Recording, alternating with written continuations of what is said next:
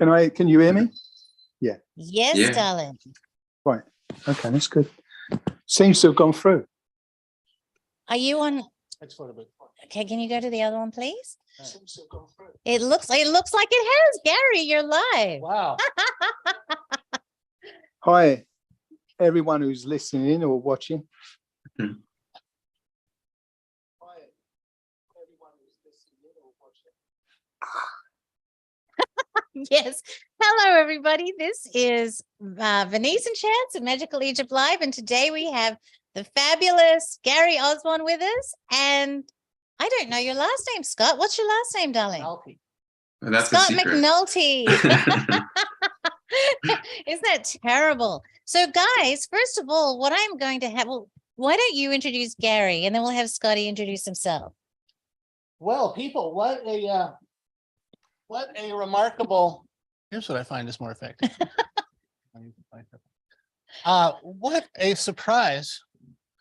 How I wish I were you people being able to watch this podcast. What a remarkable treat. We have two surprisingly just brilliant, fantastic, fun people with us today that may or may not make the podcast better. Early to tell. It's hard to tell. We've thrown this together. It's all held together with rubber bands and chewing gum. We're all on edge. Who knows what's going to happen? Literally anything could happen. Someone's going to get canceled. That's all we know for sure. One of the four of us. Okay, so Gary Osborn, introduce him. Gary Osborn is a remarkable author, researcher. He's one of the primary researchers in the Magical Egypt team, and in large part is responsible for a lot of the amazing developments and findings from the Magical Egypt series. Gary will be joining us today to talk about whatever you want. It's all about you, baby. It's all about you people. So say hello, Gary, and then I'll introduce Scott, and then we'll just go for it. So Gary, say hello, Gary. Hi, everyone who's watching in or listening. Can you hear me? All right. I can hear you, darling. Yes. Am I like two? It sounds like I'm seconds behind. I can hear myself sometimes. Oh, you might be watching YouTube or something, but you're totally fine. Good. That's as okay. far as I'm concerned, yes. You can turn the audio down on your computer, Gary, so you don't have a double thing. Oh, I don't. I'm doing this through the iPad. The computer's over there, but I've shut it down. So fantastic. All right, darling. And we have Scott with us. Scott is a musician. As I said, he has a fabulous band, and he is also a member of the Anamnesis Project, which is a Magical Egypt project where people have recollection of their past lives. And Scott's absolutely fascinating because he's got some amazing recollections. So say hello, Scott. Tell us about your music, darling, and what else you do. Hello, everyone who's watching, or anyone. My name's Scott. I play guitar mostly in a band called Fifth Project, and we paint with sound. We like to play with frequency and immerse people's body in magic as much as we can. So yeah, we're interested in all of the weird, esoteric, fun things that the three of you have introduced us to. So thank you so much for that. Good on you. We were there. We saw a live premiere of one of your songs, which I believe was "Burn the Witch." Is that right? Oh yes, yeah. We did a cover album. This like an EP, 3 or 4 songs this summer. Yeah, that was the first. Amazing song, and amazing video. I love. If I were 2 people, or if I lived to be 1,000, I would start my career over again and just do music videos. It's just the most fulfilling, satisfying. And you know what I love about it? It doesn't need to make sense. It's just what a burden to have to make sense all the time. And when you're doing music videos, you know, it's the sky's the limit. And you guys really did good. I have stolen, I'm just going to tell you in a forthright manner, I've stolen some of the video techniques that you had in your video. That shadow work, amazing, absolutely amazing. It was inspiring to me. I was in front of a window one morning as the sun was coming up, and it cast my shadow up into the architecture. And I'm like, oh my God, that's like Scott's video. I spent the rest of the day like making important things to do. And I made it the rest of the day. Not the rest of the day, but for the hour that magic happened with the light. Anyway, it was just a brilliant, brilliant thing. What's the name of the band again? Fifth Project. People, treat yourselves and check out this video and the other music. It's really good. Scott, what kind of guitar do you play? I have a couple, but my favorite is Fender. I guess it's a Jaguar, but it's a special edition. It's a custom, I guess. So Wow, is that it's like pretty. Kurt Cobain's? That was one of Kurt Cobain's.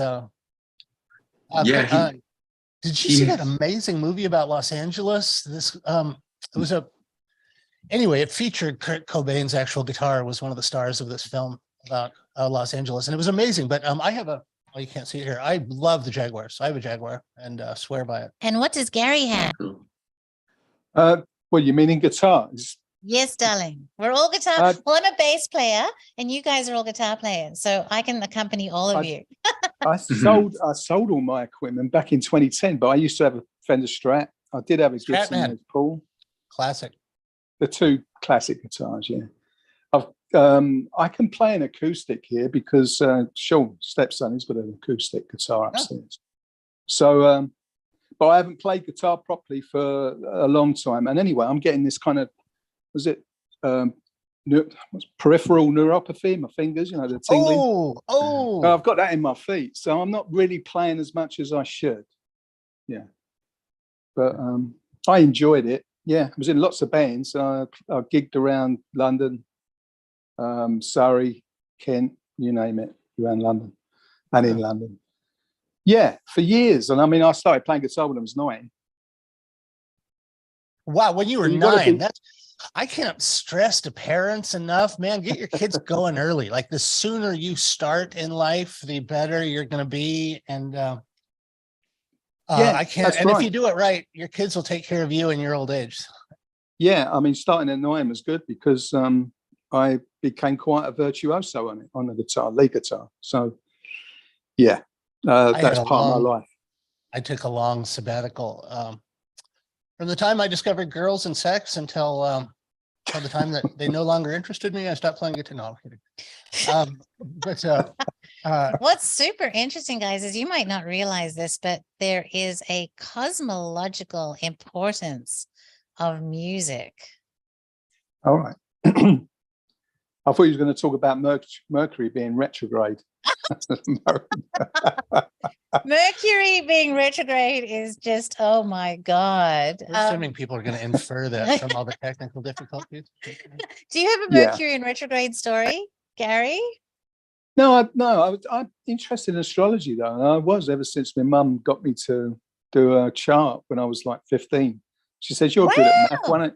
Why don't you do my chart? I'll get you an ephemeris and you can work it all out."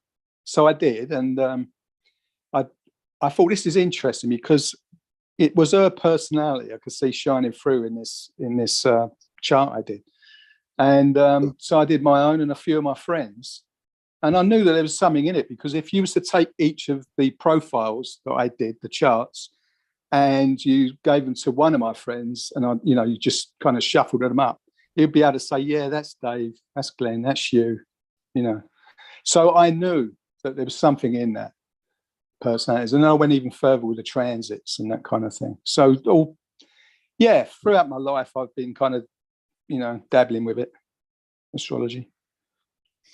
John has a book. John Anthony West actually wrote a whole book on astrology, The Case for Astrology, and have you read it?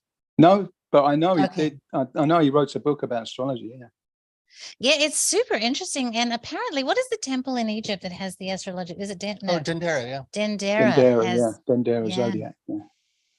Yeah, I did correspond with John Anthony West. I corresponded with him. And I did mention, about Kundalini, the subjects. And he was kind of a bit reserved about, sort of giving me any, or offering any details that he knew about it, But he did say that...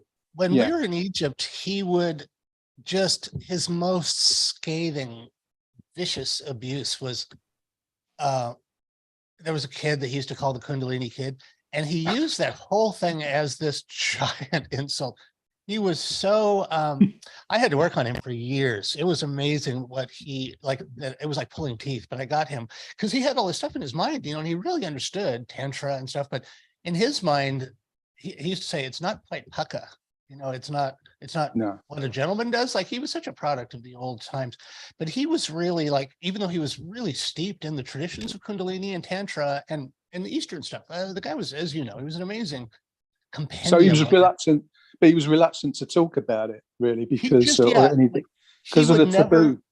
Yeah, exactly. Because of the taboo. He would never talk about Crowley, or when he did, he would just say that guy was bad news. And he never, and we know so many people that really came to Egypt as a result of Crowley or vice versa.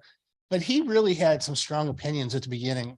And I worked on him for years and years and years to get him to at least address these issues. And when he did, it turns out he has amazing insights and stuff, but he was never like I'm sure Graham Hancock and Robert Bovell have insights into it, but you don't really find them talking about it. Yeah. I have tried to discuss it with them, and they just, no, they won't let's leave that and change the subject. Of all the subjects, like, the reason I think we're unique, Gary and Brad and Scott and all of us, really, we're coming at this as artists. We don't have the baggage where we have to, like, oh my God, I have to seem credible all the time. And I have, how academia is so catty, and they'll just pick your bones clean if you use the wrong word or whatever. Yeah. And there are all these protocols and expectations for a scientist, and no scientist would, throw their career on the bonfire by pretending that they take this stuff seriously. But we as artists can come along, and people expect us to be a little eccentric, and people expect us to have 1 foot in light and 1 foot in the shadows. And so we're uniquely qualified to talk about these things that Egyptologists would rather chew their own legs off. I just watched a little bit of Graham. As everyone knows, Graham Hancock, our friend Graham, has really broken through with this show on Netflix.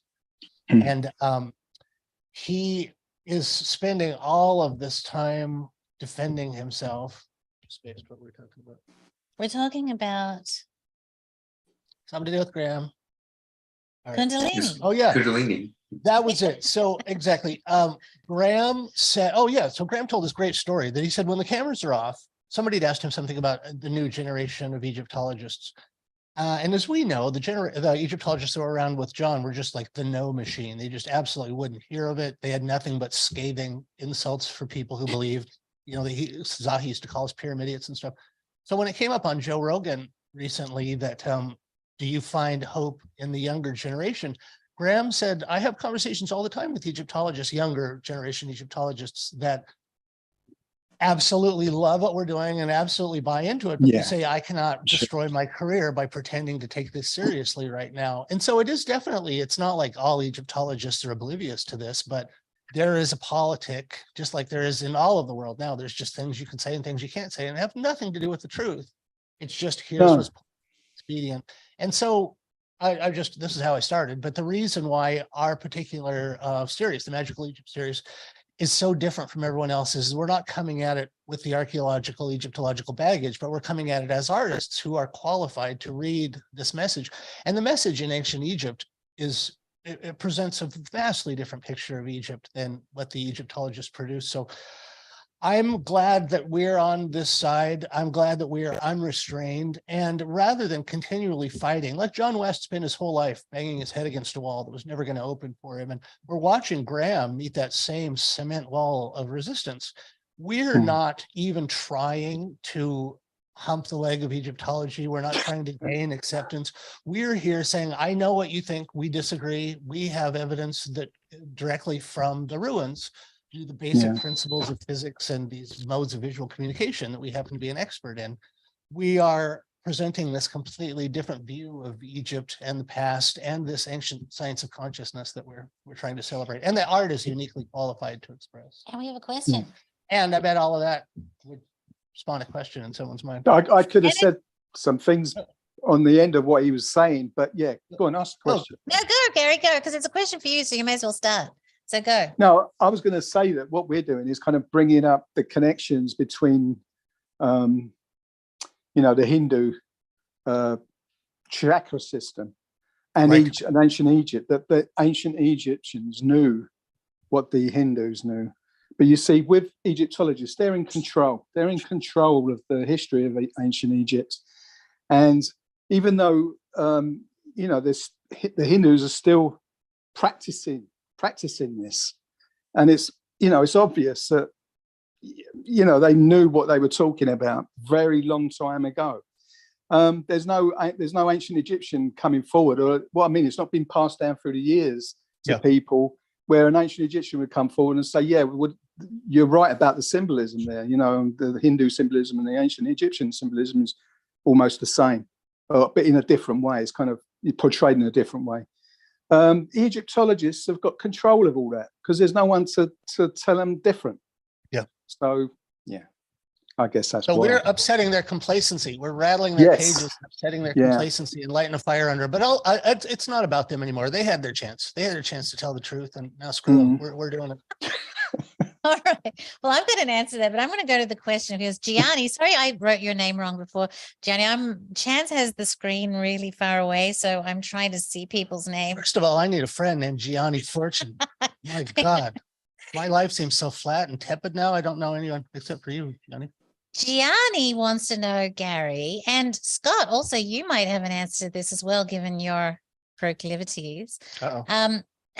What is the easiest way to get into the hypnagogic state that you speak about in season 2, guys? So either of you can jump in, and how does one get into the hypnagogic state more easily?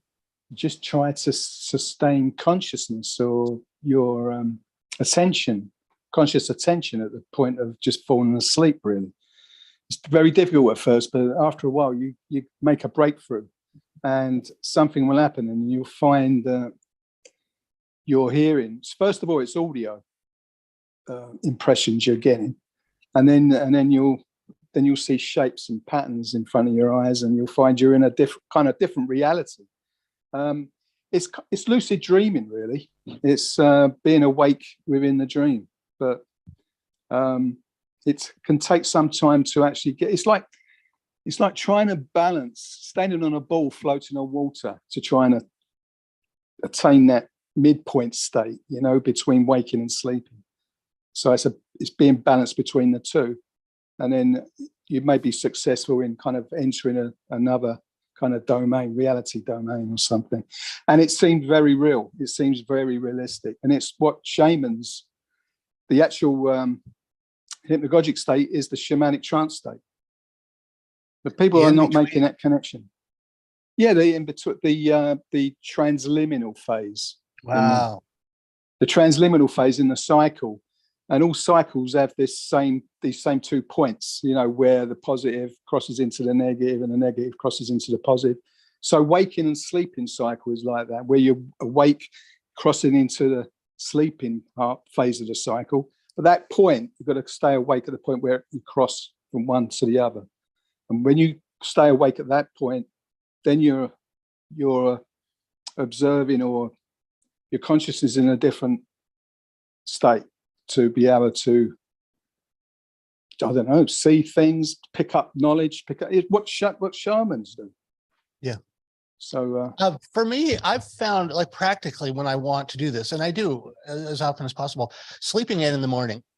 What's interesting is it's like golden hour. If you're a photographer, there's this really magical time and this unusual property of light that happens about 15 minutes before sunset to about 15 minutes after sunset, and sunrise too. So this magical period in light happens in the morning and in the evening at the transition from light to dark, like Gary just said. They call the twilight zone, really. Twilight zone. Yeah, there's a whole ELO album about this.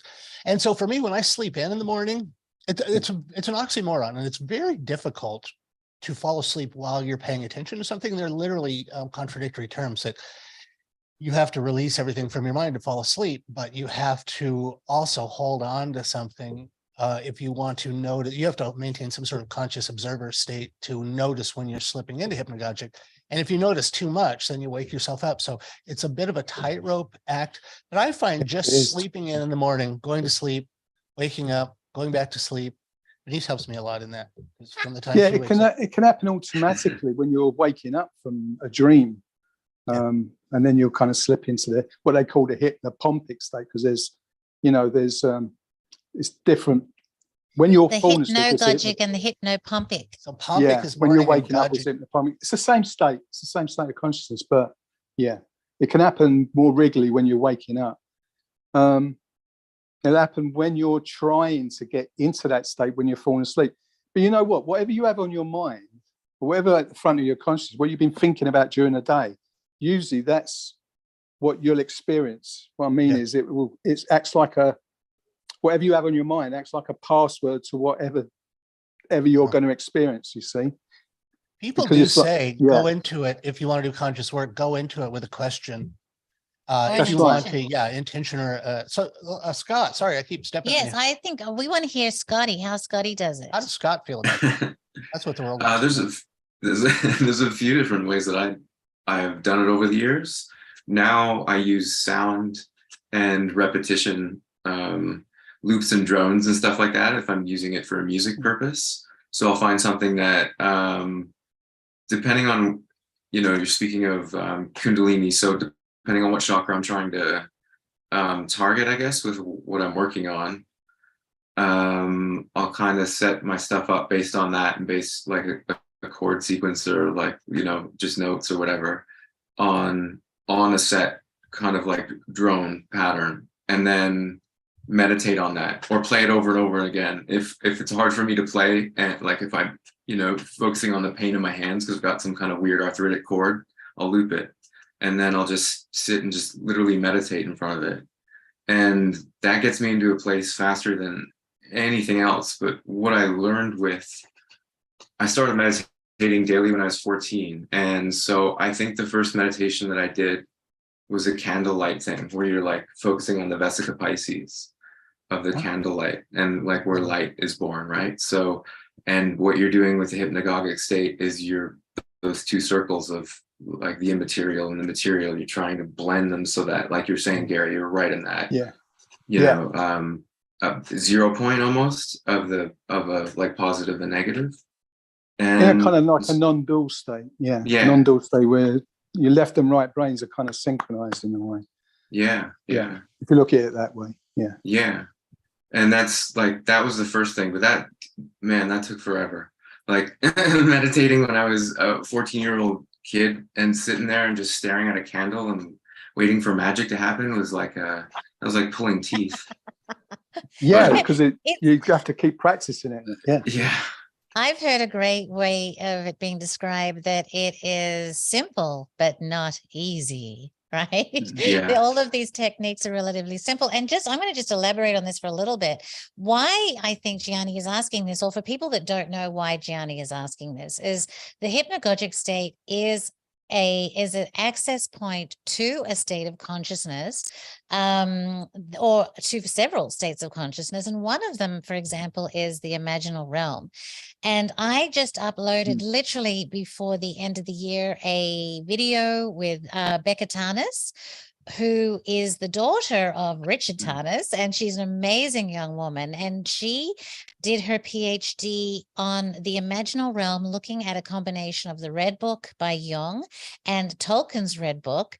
And what they found is that both of these gentlemen had gone through the hypnagogic state into the imaginal realm, and they had both spoken to similar people and were able to access similar wisdom. And it is absolutely fascinating, because what it seems to be is a realm that has its own time, and you can enter it and exit it, and things move on in that realm. It's not like a dream where you kind of end up in a different place every time. The imaginal realm is a place that you can enter it and come back, and maybe the wizard is in his kitchen this time, and maybe he's in his garden next time, but you can go and you can have chats and come back and bring information. And I think you can also access these states of gnosis too, right, Chance, through the hypnagogic state. Yeah, sure. There were a bunch of weird, there was one particular time that I remember that I was laying in bed and I thought I was awake, but I could see like 360 degrees. I could see all these angles that I shouldn't have been able to see from my bed. And I realized I was asleep and dreaming, but seeing this absolutely high def 360 degree non-localized view of my room. Yeah, other because times, it's conducive. Tell the future, just anomalous things like cities that you never know what kind of X-Man talent will come up in the middle of these situations. Being in that state of consciousness is conducive to having out-of-body experiences, and even the near-death experience that shaman would experience, the near-death experiences. And yeah, so it's real and unreal at the same time. It's again a blend of those opposites. It's a fusion of those opposites, like being awake and asleep at the same time. It's like you're alive and dead at the same time, and it's real and unreal at the same time. So yeah, it's Goethe and Mavromatis, the philosopher Goethe has some amazing stories that he got so interested in this and so fluent in traveling in these spaces. Right. And it seems to be, like Vanese said, it seems to be these living spaces with living entities. And it's this moment in which you seem to be untethered. Gary in season 2 had this brilliant analogy, a whole discussion about this phenomena where you're able to leave your body under these conditions. And I still haven't seen the series 2 yet. I don't know what I've said or what's been, put in there. So I'll send you a link carry tonight. on. Yeah, but carry on what you were saying. He's got it. I think I sent it to him. No, I think you may have sent it on my old email address. I'm not sure. There's so much trash on that now, so I never really There's use it. one frame in the series where I just put a full frontal nudity picture of myself. So right. Well, there's a whole sequence where Chance put himself in the toilet. Chance put himself in the toilet in season 3. The lengths I go for my art. People complain about that. That's just too much. But also, that was a digital file, by the way. Anybody who was offended by that or horrified, it doesn't actually exist. It was all ones and zeros, had no smell whatsoever. Don't get me started on binary. Don't get me started on the binary. Sorry, Gary, I keep stepping on you, darling. I just want to say Martin has something to say about the getting into the hypnagogic state as well. And he said neutral 0 point frequencies. I'm going to invite him in if he wants to come. So I don't know if you're still there. That's Martin. what I called it. That's what I called it, the neutral point. That's what I called it. Very long time ago. I mean, look, another thing I want to say is, and it should be, emphasized, that Kundalini is actually triggered by you entering into the hypnagogic state. Because that can trigger a Kundalini awakening or a Kundalini experience, with the energy rushing up and down the spine. Speaking of repetition, I don't know if I ever told you this, Gary, but the first night that I had a Kundalini event happened through repetition, where I had a loop of John West, and I was editing it, but I was also working on something else. And Joe, I didn't expect this thing to happen, but there was this loop, "Oh, Egypt, Egypt, of thy religion, nothing will remain but an empty tale." Which in time, anyway, it was just this, maybe it was 10 seconds, but it was playing over and over again on the loop. And I think there's something about repetition. This is a hypnotic technique and a hypnagogic technique. Repetition of any kind, like the repetition of mantras, Om Mani Padme Hum, or anything like that. So I kind of stumbled upon this accidentally with just this audio loop playing in the background. And for some reason, it takes your conscious mind and puts it in a little room and binds it up so that and then once it's gone, you're in a hypnagogic state. You're operating with a different part of your brain. And then if you start concentrating on these certain frequencies or vibrations or any other exercise that you do to get into a hypnagogic state or a Kundalini prompting work. Yes, like what Scott was saying about, this repetitive beat going on. Because really, when you look at the symbolism, you're talking about the binaries, with the stick hitting the drum, the round drum, the stick and the round drum. You've got the binary symbols there, really. And every time the stick hits the drum, it's a kind of fusion of the two, kind of union. So that would be a crossover. Yeah, it's the cycle again. Each beat of the drum is like that point in the cycle, but it's the repetition of the beat that can send you into the hypnagogic state as well. There's all different techniques, and shamans use all kinds of techniques. They'll be tied up, having their sensory, like a sensory deprivation, not sensory deprivation tank, but I think that's what the sarcophagus in the Great Pyramid is. It was a kind of sensory deprivation tank that they was floating on saline solution, salt water, and they was able to enter into the hypnagogic state, which is the shamanic trance state again. So There's all these different kinds of techniques, and of course they would use hallucinogens, you know, different kind of substances to be able to get into that state as well. But you can really extend the envelope of your hypnagogic time with certain hallucinogens. That's what I was just going to say. So hallucinogens are actually taking you to the hypnagogic state, in your opinion, guys? Yeah. Not predictably or reliably, but sometimes they do and sometimes they don't, depending on something I'll probably never I think it's a kind of, you break through that doorway with those kind of substances, and they facilitate it. And as I said, I think the more you are playing around with the hypnagogic state, the more you become more familiar with how to get into that state, and the more you're able, it's the intensity of it. It can trigger a Kundalini awakening experience. Yeah, so that's a strong point, I think. I mean, I made that connection years ago, but you get people like I don't know, Jeremy Narby, who wrote about the shamans in ancient Egypt. And he hits upon the hypnagogic state. He talks about the hypnagogic state. Yeah. And then someone picked up on what he was saying and said, that's how you get into a Kundalini kind of experience of awakening. So there are these connections being made. But I did come to that years ago when I started playing around with the hypnagogic state. And that's how I had my experience in 93, you know, on the 10th of November, 93. So, wow. I mean, I remember the date. That's crazy. It's like, remember where you were when Kennedy got killed, but you guys all, do you remember the date of your Kundalini experience? No, the date. Do you remember every single thing that happened. I don't know the date. I don't know what year it is. Sure. Yeah, but I don't even know what that was. I didn't even know what that experience was. I mean, I had no prior knowledge or instruction on what Kundalini. And when I heard the term, I thought, that's strange, you know, Kundalini. No, I never knew anything about it. And it was a spontaneous experience. So me too. Most of the things that happen in the West, I think we talked a little bit about this at our Christmas podcast. One of the reasons why I did season 3 is just because people like Gary and I and Scott, and there's some more and more Westerners who are having this experience, but we have no cultural context for a Kundalini experience. And that word, like you say, it's terrible. That's a terrible word. It doesn't mean anything. It's like the street names in Amsterdam. Like I can read all those letters. I cannot make sense of that angle. Some people think you're swearing, you know. Yeah. But yeah. But there's no context. Terms. So people have these things spontaneously. Most of them don't plan on having these experiences. And then they do. And this is one of the many points of similarity between areas in my life, that once this thing happens, it takes years for you even to assign a name to it. And, you know, you spend a while with you and most of the people in your life thinking, wow, this person's broken himself. Something happened to his brain. Do you remember the document I sent you? Do you remember the document I sent you, Charles? So say that again, Gary.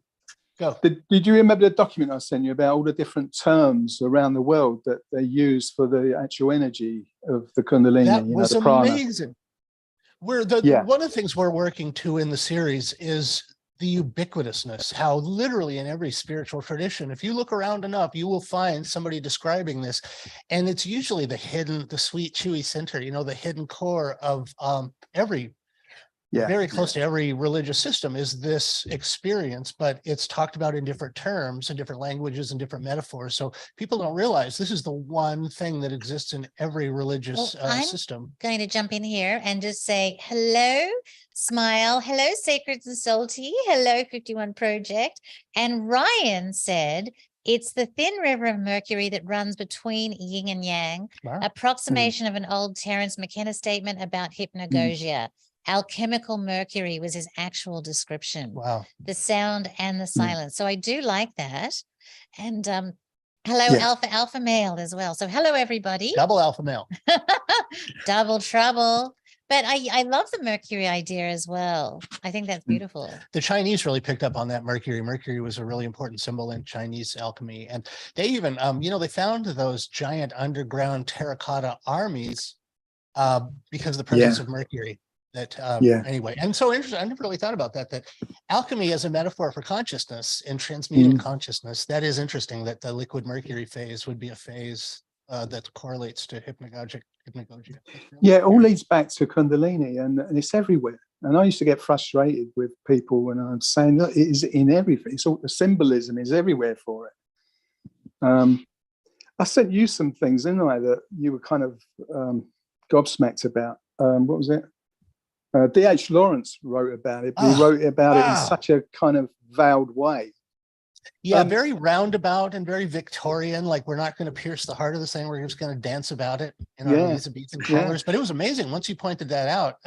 It is palpable. It is just palpable. Its presence everywhere. And there's so many people that once you've had this experience, you can tell when somebody's talking about it and you're like, say it, say the word, say the word. And there's so many artistic experiences and so many beautiful, timeless artists who are talking about this thing, but they don't even know to say the word. You're like, come on, say it, say it. I It's love like, yeah, go on, Vanese. Go on, Vanese. I was just going to say Anton Mesmer, back in a long time ago, he would hook people up to this big bath of water, and it had like a little magnetic thing in it, and they would get this, the energies would come to them and get them all excited, right? But they couldn't say Kundalini or energy. They were that the women were becoming disturbed. Feeling a swoon. There was a disturbance, and the reports are that they were actually getting really kind of energetically aroused as well, and all of these kinds of things. But the language, they just couldn't say it. And I think one of the problems is that Kundalini, people don't, it's a word that's so alien to so many people. Like, I wouldn't call my experiences necessarily Kundalini, but I've had amazing experiences, right? So I think the word is definitely having a dampening effect on the ability to discuss these things, perhaps. Scott, go on. Sorry, Scott, what was your origin story? What tell me about how did you come to this the first time, or how did you become aware of it? It was through trauma, basically. I was attacked on the street on like 10 days before we released our first album. And somebody came up and they punched me from behind, like full sprint, and punched me from behind. And some weird magical stuff happened that has happened to me before in life, but nobody else has kind of witnessed it before. And I happened to be with some friends and they saw this thing go down. And I should have been like, I went flying. Like it was summertime. We were on our way to, I don't know, it was like ISIS or something like that show. And we were just having a beer before at the bar down the street. We were walking literally like outside of the building that I live in. And this dude comes up and punches me from behind, and I went flying out of my sandals because it was summertime. I should have been, road rash. When you wipe out, you go, like, if you fall on the sidewalk, you usually get scraped up or something. So I was 8 feet from my sandals. So like when I went flying through the air, to me, it was in slow motion and everything. That's exactly what I was going to ask you. Was it all in slow motion? Oh yeah. I got hit by a truck once. Oh wow. I went from behind a bus. I was a school kid, just walking across the road, and it's not a truck, it was a van. White van just knocked me, and I ended up laying against the wheel of the bus. But I was tumbling in slow motion. Everything kind of slowed down, and I thought weird, but I was kind of happy because I had the sixpence in my hand, which was for the fare, and I still had it in my hand. But yeah, I am the prize. Yeah, it was weird. It was very strange, and I was kind of set down, for lack of a better term. I don't know how to describe it, because I was just seeing it from my perspective, and it felt like to my body and stuff like that, if like I could kind of not really feel anything. I was kind of out of body, and when I landed, I was like if somebody had placed me down on my back, but I was flying. Like I went face first, because I got hit from behind. So I went face first, and I kind of like twisted in the air and was kind of like gently laid down. And then I couldn't feel my arms or my legs. And I was like, oh shit. Like I kind of knew what happened, because before it happened, I had this voice in my head that was like, this is what's going to happen. You can either fight, you can take it, or you can fight. You take it, you trust in the universe. Fight, it's like Luke Skywalker walking into the cave. You don't need a lightsaber. It's kind of like, I listened to Yoda. Luke didn't, and he went through this dumb thing, got his hand cut off. That's all symbolic. But like, I kind of listened to that voice, and I was like, fine, then let's see what happens if I trust in the universe and see what happens.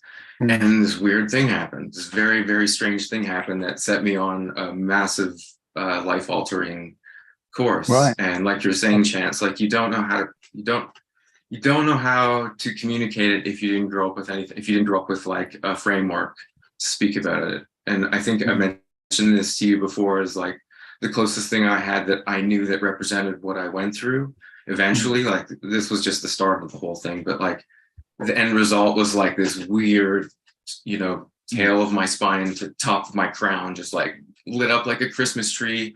I wasn't even breathing. I was like, my body was in this like living rigor mortis stage where my arms are actually out like a cross. I'm not a religious dude. So like all the, like there was a lot of weird religious symbolism in the whole thing though, that I recognized being an artist. And so I was like, wow, there's some otherworldliness to all this stuff.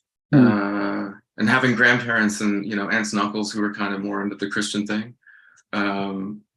I was more drawn to Buddhism, but I saw the parallels between them. And I just saw like a 500-year history divide, but I saw what they were talking about. Like in Buddhism, you've got this Kundalini kind of stuff. In Christianity, you have this kind of like 7 seals kind of thing. And they're like, oh, wow, these numbers are the same. And we're talking about the same thing. You know, I've learned from your series, when you walk into a temple, I believe there's like these gates that you have to go through.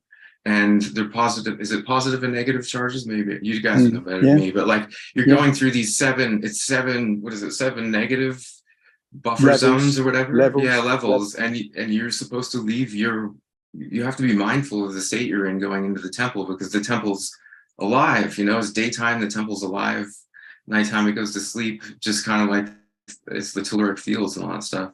And I feel like that kind of is, it's related to Kundalini and music and our heartbeat and, you know, like the flow of our blood, all that kind of stuff. And yes, when you have that experience, you then you're able to see all the connections that you are just talking about the seven chakras and how they relate to the 7.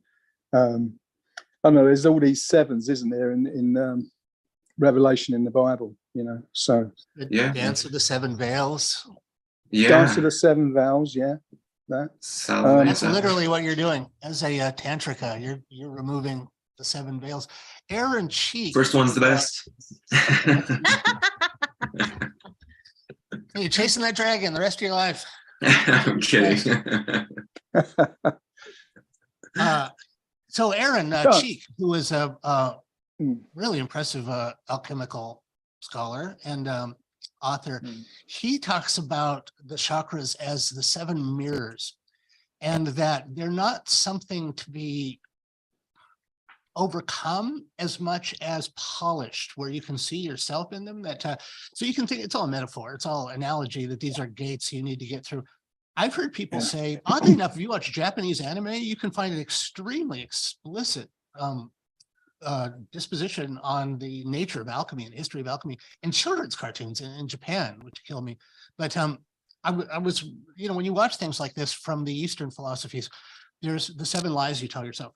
And each chakra has to do with a, we call them, our friend calls them centers of motivation. Centers of motivation. Pamela. So, Pamela Smith wrote this amazing book, Centers of Motivation. And so each of your chakras, your bottom lowest chakra is just simple survival, and then one up from that is sex, and one up from that is your stomach, get us versus them, society. One up from that is your heart. Almost nobody ever rises above the stomach, but if you do, you get into heart for love and selflessness. Your throat is willpower. Your ajna is very few people get up here, so it's almost no point in talking about it. And the higher one, but these collective consciousness in this godhood state. Of course, when he's sitting right next to me, I forgot to notice. I have to have glare reducing filters on the screen because of her glow, her natural glow. Anyway, that completely derailed me. All right. Sorry, so you get up here. The centers of motivation. Oh yeah, so each of these is a mirror, and so the way that you look out at the world, you're looking out through these 7 portholes in your psyche. And if you distrust the universe, as Scott said, when you learn to trust the universe, when you learn to understand that you're part of this machine and not separate from it, it's like polishing this mirror so suddenly you can see yourself in it, or like polishing a window that you can see out. That our fears and our hesitations and lies we tell ourselves, that's basically what it is, the 7 lies you tell yourself. So you tell yourself lies about society, you tell yourself lies about sex and sexuality and socializing, you tell yourself all of these untruths. And when you clear those 7 mirrors, you have a free flow of information where you acknowledge the positive and the negative aspects of both, and hopefully they'll start working. In a Kundalini context, sometimes they come on in a random way that can surprise or damage you if you don't do it right. And it's extremely dramatic in any case. Gianni you wants to can know, have are the 7 seals and revelations allusions to the 7 chakras? I don't know the answer to that. Does anybody? There is 7 or 8 really explicit references to the Kundalini, and that is definitely one of them. That is absolutely one of them. Another one is Jesus rides into a town, I forget what town, Bethlehem, maybe, on the back of an ass. And that's standing on the back of an ass in Hebraic tradition is like standing on the back of a bull in Egyptian tradition. And what it means is you've mastered your sexuality, which is a really important step. The animal nature, the animal part of yourself. Yeah. The 51 project says there are 144 petals on the chakra symbols of the 7 chakras. This is 140,000 in Revelation, 0 ignored in Gematria. The 51 project, who are you, darling? Just because I think I know who you are, but I'm not sure. So just give me a hint what your name is so I know who we're talking to. But that's a really interesting thing. And zodiac in Gematria, when you read, hold on, I think I know who it is pi to the 7th decimal place, the first 144 decimals. Yes, it is Ken. Okay, fantastic. After the decimal point of pi, add up to 666. So Ken's obviously a magic guy, as you know, or 51 projects. I actually knew that. Yeah, I actually know that about pi. But 144,000 it is, 144,000. Yes. Petals in the crown chakra. I think they're all added up together, yeah. But Chance, what I was going to ask you was, do you remember the old book I sent you about about Revelation called Apocalypse? I'm trying to remember the name of the author now, but I think it goes back to, I don't know, was it 1920? Maybe earlier than that, I'm not sure. But everything about, he wrote that everything about Revelation in the Bible was about Kundalini. It was about the chakra system. And and that really makes sense with all the 7s, the theme of 7 throughout Revelation. So we're gradually inching into something that is an overarching theme in the show, that Christianity and just damn near everything in Western culture has the real meaning, the real importance of it, the functionality of it has been changed just enough so it doesn't work anymore. It's like those little children's toys where you have a little console and a steering wheel and a little gear shift, and the child can pretend to drive, but you're not really driving. You're not really going anywhere. It seems to me like this has been extracted from Western religion for reasons probably have to do with Machiavellian subjugation. It's a standard thing in The Prince in Machiavelli. If you want to keep a people down and keep them subjugated, keep them from knowing their identity, separate them from their history, prevent them from joy and magic, and basically disempower them. And so if you consider the ultimate empowerment, the ultimate evolutionary stage you can go through is this Kundalini process. And then you start thinking, with all of our technological accomplishments and how far we've come in civilization, how come the Western world knows nothing about Kundalini? We live in Thailand now, where it's Buddhist, and Hinduism kind of gradually became Buddhism. There's temples that were here, like Angkor Wat. It's like our Las Vegas now. It's like a I have to interject. I have to interject there because I think the ruling elite in the West are privy to the Kundalini process and everything. You can see it in the heraldry and in their emblems. And go ahead, I'm sorry. Yeah, but you see, I was going to talk about, like rock music, like the progressive rock music of the late 60s, early 70s, with bands like Genesis, Van der Graaf Generator, King Crimson. They all had allusions in the lyrics to Kundalini in their songs. I mean, not every song, but I mean, there were some songs there that were, I don't know, kind of references to Kundalini, but veiled references, because a lot of those guys in those bands, they were kind of middle class, upper class kind of background, and they went to these public schools, and I guess because their parents were kind of like the ruling elite, they knew about that. They knew about Kundalini, but they made veiled references to it in their creative songs, the lyrics and that. And it's only when you add that experience yourself that you know what they're alluding to. Yeah. You know, so I used to listen to that kind of music. I used to listen to jazz fusion stuff as well. So it weren't just progressive rock, but I used to listen to all that, and I used to listen lyrics, and I think that was somehow conducive to the experience I had in '93. You know, somehow it was kind of subliminal. Wow. Yeah. And yeah, another thing. I mean, there has been an awakening since the 1950s in the West. You know, these spontaneous awakenings, Kundalini, yeah. And I'm sure that it was all to do with the drug culture as well, and taking I love a drug. William Burroughs. Like, William Burroughs is one of my favorite authors. And in the 40s, you know, he was really one of the motivating people in the Beat generation. And if you look at Jack Kerouac and some of the other people that really just, thank you. Cheers. Destroyed themselves with alcohol. But Jack Kerouac kind of fell out. As I bring in the alcohol. We'll destroy ourselves on camera. With alcohol. We'll do anything on camera, folks, for a moderate fee. Anyway, but William Burroughs. Hit that subscribe button. Like and subscribe. Yeah. Thumbs up my ass. Anyway, William Burroughs went and found Gordon and India Wasson in the rainforest and wrote this book called the Yagi, Y-A-G-E papers. And it was really one of the first, way before Terence McKenna, way before Timothy Leary. This is in the late 40s. William Burroughs popularized this idea that actually got young Terence McKenna and some of the other people who would go on to be instrumental in the West understanding the spiritual nature of hallucinogens. They all kind of fed off of William Burroughs. And he, you know, if you know William Burroughs, he's so interesting in the way he writes, but he sort of inextricably links sexuality and humanity with occultism and ancient symbolism. And, you know, there's nothing like him. But interesting that the Beat generation and poetry seem to get at this, because TV is a terrible medium for Kundalini.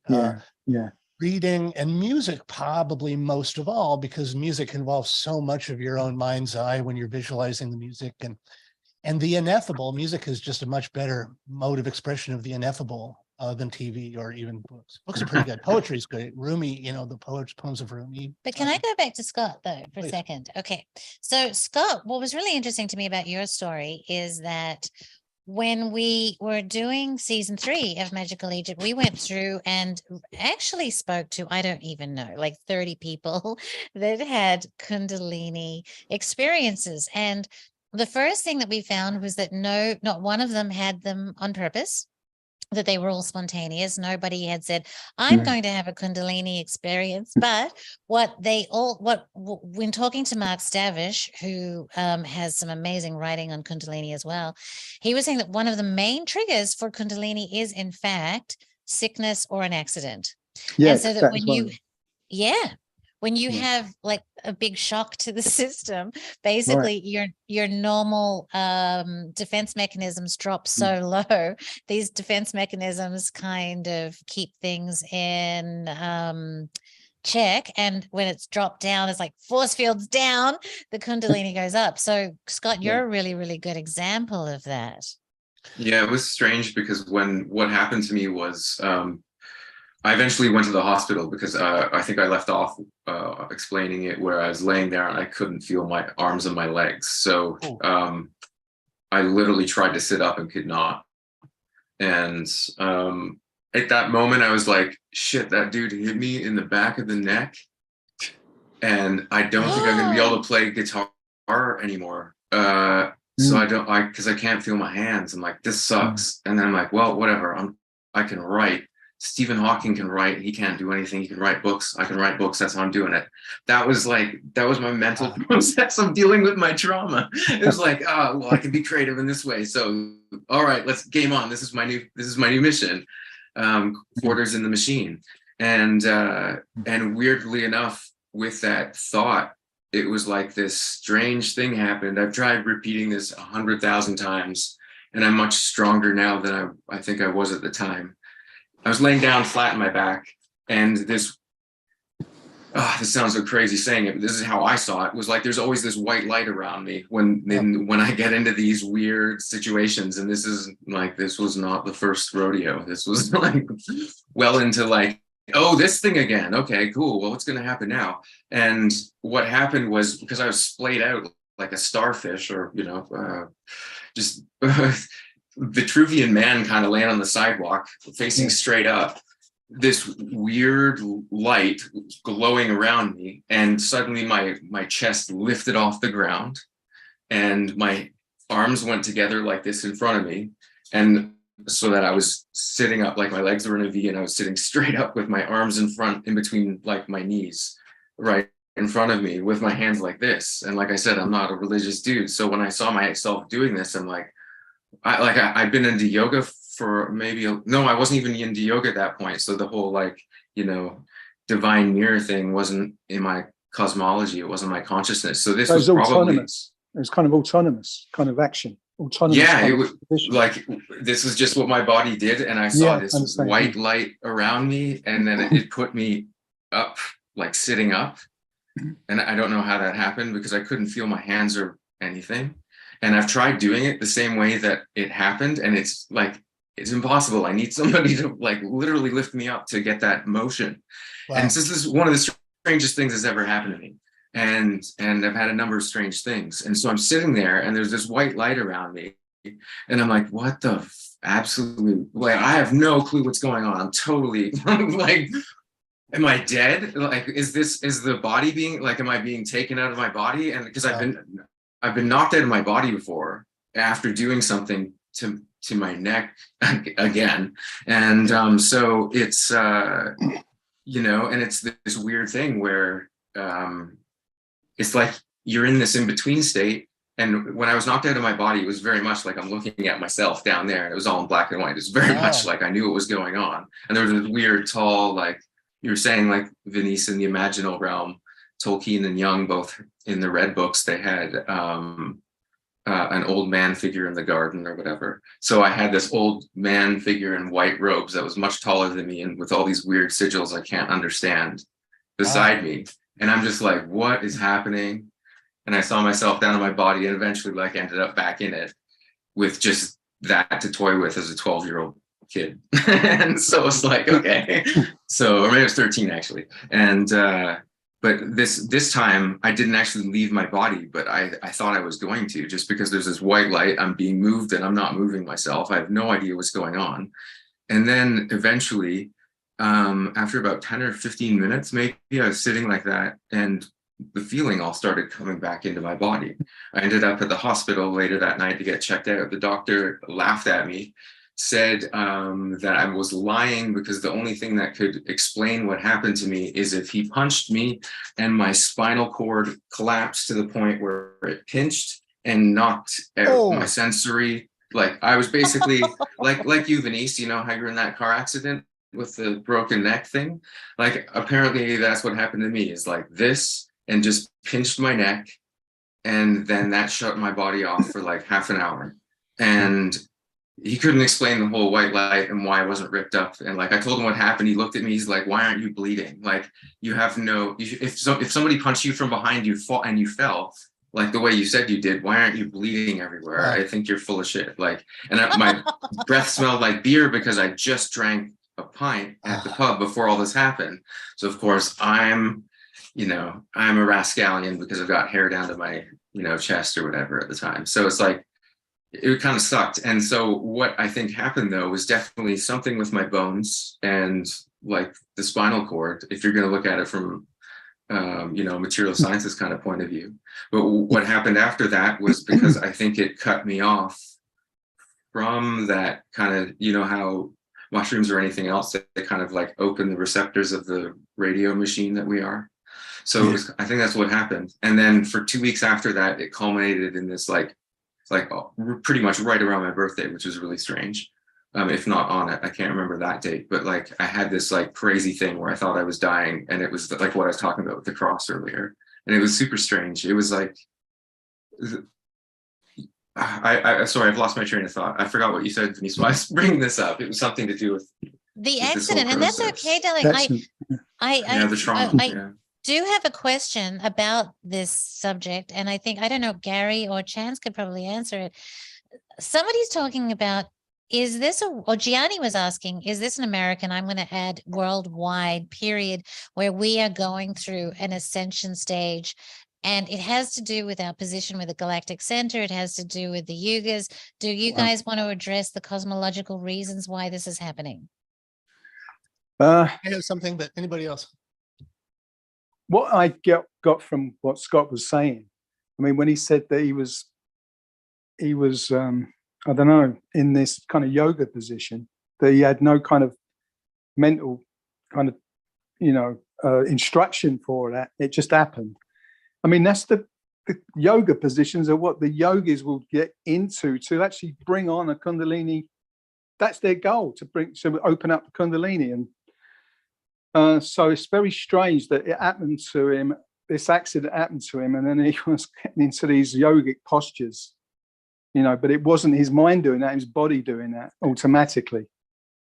So I found that connection really kind of interesting. Well, Gary, what's really interesting is that the yoga positions, the asana, were derived from ecstatic states first. Yeah, so they actually came out of being in those states, and then people kind of saw them and then adopted them to reverse engineer how to get into those states. So yoga postures are very interesting because they were organically derived postures, right? Yeah. So it would make sense that they're trying to reverse engineer that. Absolutely. But what about the age, darling? What about our place in the sky? What else is going on right now? Well, that I is can affecting tell you. us? I can tell you something. I mean, I think people are being they're being awakened, by some other intelligence. And I say this because I'm now working on, that I'm working with the Rendlesham binary code, the Rendlesham UFO incident. Now, my own kind of path from my own experience in '93, I started talking to Jacques Safari. I sent him an email, and he put me on his recipients list with all these people that kind of, I don't know, Edgar Mitchell was on there. There's some CIA guys that I think Kit Green, and authors like Colin Wilson. I got to, Ira Einhorn, because I got talking to it. Well, I got corresponding with him. Oh, but, and what's his name? The spoonbender, Uri Geller. Yeah, Uri Geller was on there. Yeah, and we went. Me and Jack Safadi went to Uri Geller's house, but that's another story. I met Uri Geller too, Gary. Yeah. Well, what I wanted to get to is that all of them. I mean, well, not everyone on that list, but I got talking to quite a few, and they wouldn't have come out with this in public. They kind of privately said to me, "Yeah, I've had a Kundalini experience." So, and they would tell me about the experience they had, and even Jack had a Kundalini experience. These were, it's important to remember when you hear this story, these were some of the smartest men in the world. Yes. The cutting edge of physics. You can look up newspaper and magazine articles from the 60s, and they would hold these people out as this new generation of like mystical, theoretical physicians. And the thing that they all had in common, this think tank that Gary was a part of, it was very underpublicized, but the thing they all had in common was a Kundalini experience that had somehow... So I realized that experience was what brought those people together, and me with them, on the recipients list with Jacques Safadi. And there were quite a few top people in their field on that list, of recipients. And the reason why I went with Jacques to Uri Geller's house, because they were talking about their early experiences.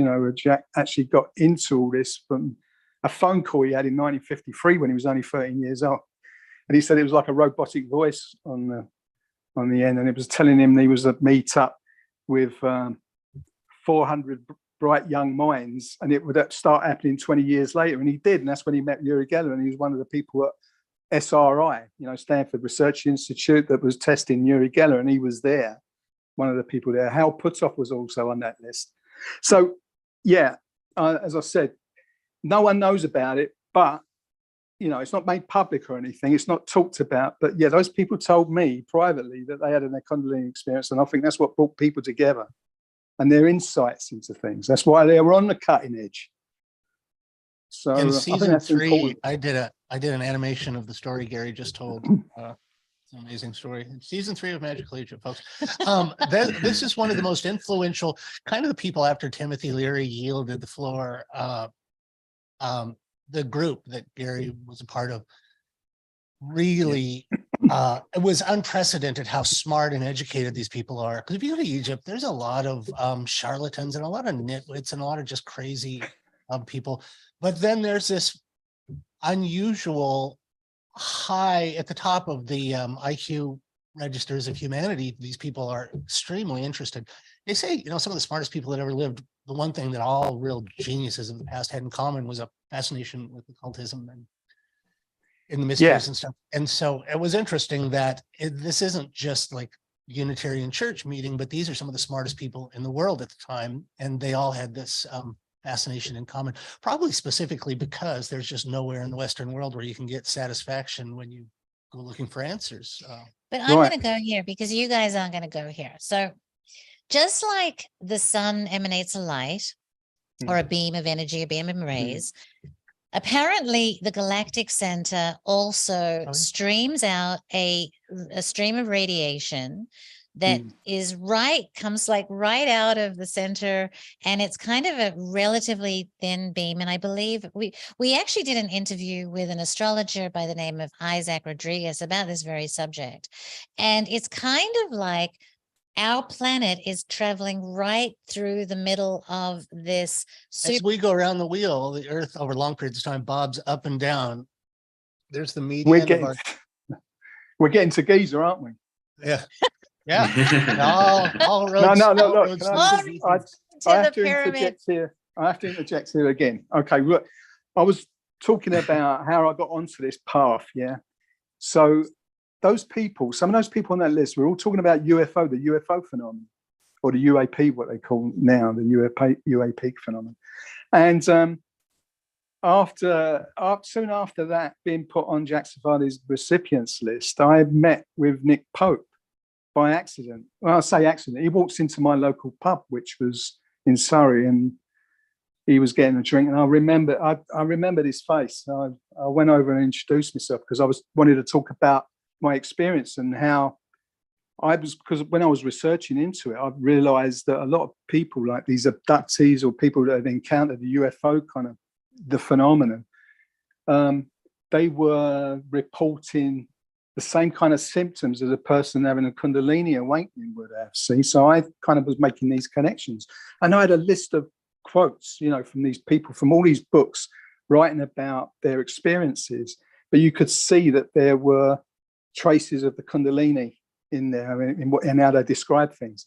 So I thought, well, he's walked into my pub. So it's like this synchronicity been set up because I felt I needed to talk to someone in the UFO field about this connection. So we got talking. He gave me his phone number, and we met up several times in that same pub because I didn't know that he only moved around the corner. So we met up several times in that pub, and I was telling him about this experience I had, and now that might be connected to the UFO phenomenon in some way, where people are being awakened. You know, what I meant is that some people are being awakened to this energy, this new way of seeing things, because it's a rebirth experience. And I thought that maybe this other intelligence is doing that, is kind of, I don't know, triggering this. So, but it went over his head because he didn't know what the Kundalini experience was. He'd never read about it and that. So we kind of went our separate ways. And then Jim Penniston gets in touch with me. I'd written books by that time, and I was known to decipher certain like the symbolism of ancient cultures and that, but also I was deciphering kind of codes and things. So he got in touch with me and he said, I was led to your work. And I thought, well, Nick Pope, when I met with Nick Pope, he was actually interviewing Jim Penniston back then, you know?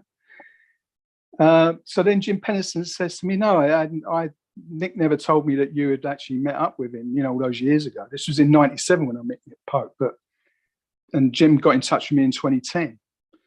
So I thought that there might be a connection there, but there wasn't. He said, no, Nick Pope never told me.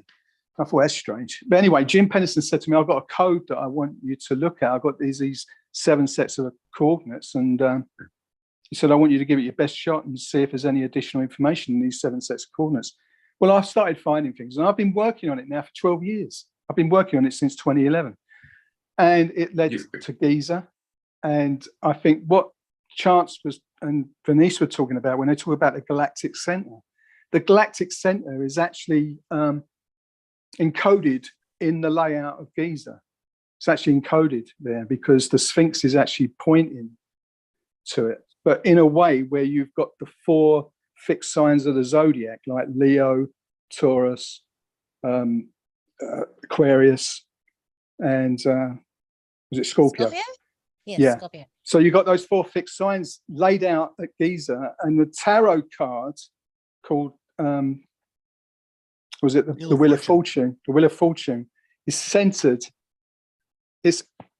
All this is laid out at Giza, but the Galactic Center is at the center of that wheel. Okay, and you've got the Sphinx, which, if you look at the traditional, was it the Rider-Waite version of the tarot? You see the Sphinx in the same position, you know, and then you've got the 4 fixed signs. But that's all laid out at Giza, really. It's been encoded there. So when you talk about the Galactic Center, then that would be the center. We would see that as the source center of everything, you know. Everything comes from the Galactic Center. And so, Gary, I like to think of it like okay, so we have seasons here on Earth, right? We have winter and we have summer, we have spring, and you don't want to plant seeds in winter, okay? Right. And seeds will grow in spring, and so this period that we're going through seems to be like the spring for consciousness. And I'll tell you, there is a full assault on humanity's ability to raise a chakra, if you will, from consciousness, and COVID and fear and all of these things, our diets, our water, our air, all of that. But one of the things that I really notice is animals. Animals are totally jumping a chakra. They seem to be smarter and more human and more conscious, right? Like, I don't know, I get stuck on these friggin' YouTube TikToks, and there's dogs who are like getting all humpy. How dare you not give me what you're giving me, and pointing out who's the bad doggy, and all of these kinds of really human things. Elephants can paint. Yeah. Elephants can paint now with their I love that. Yeah.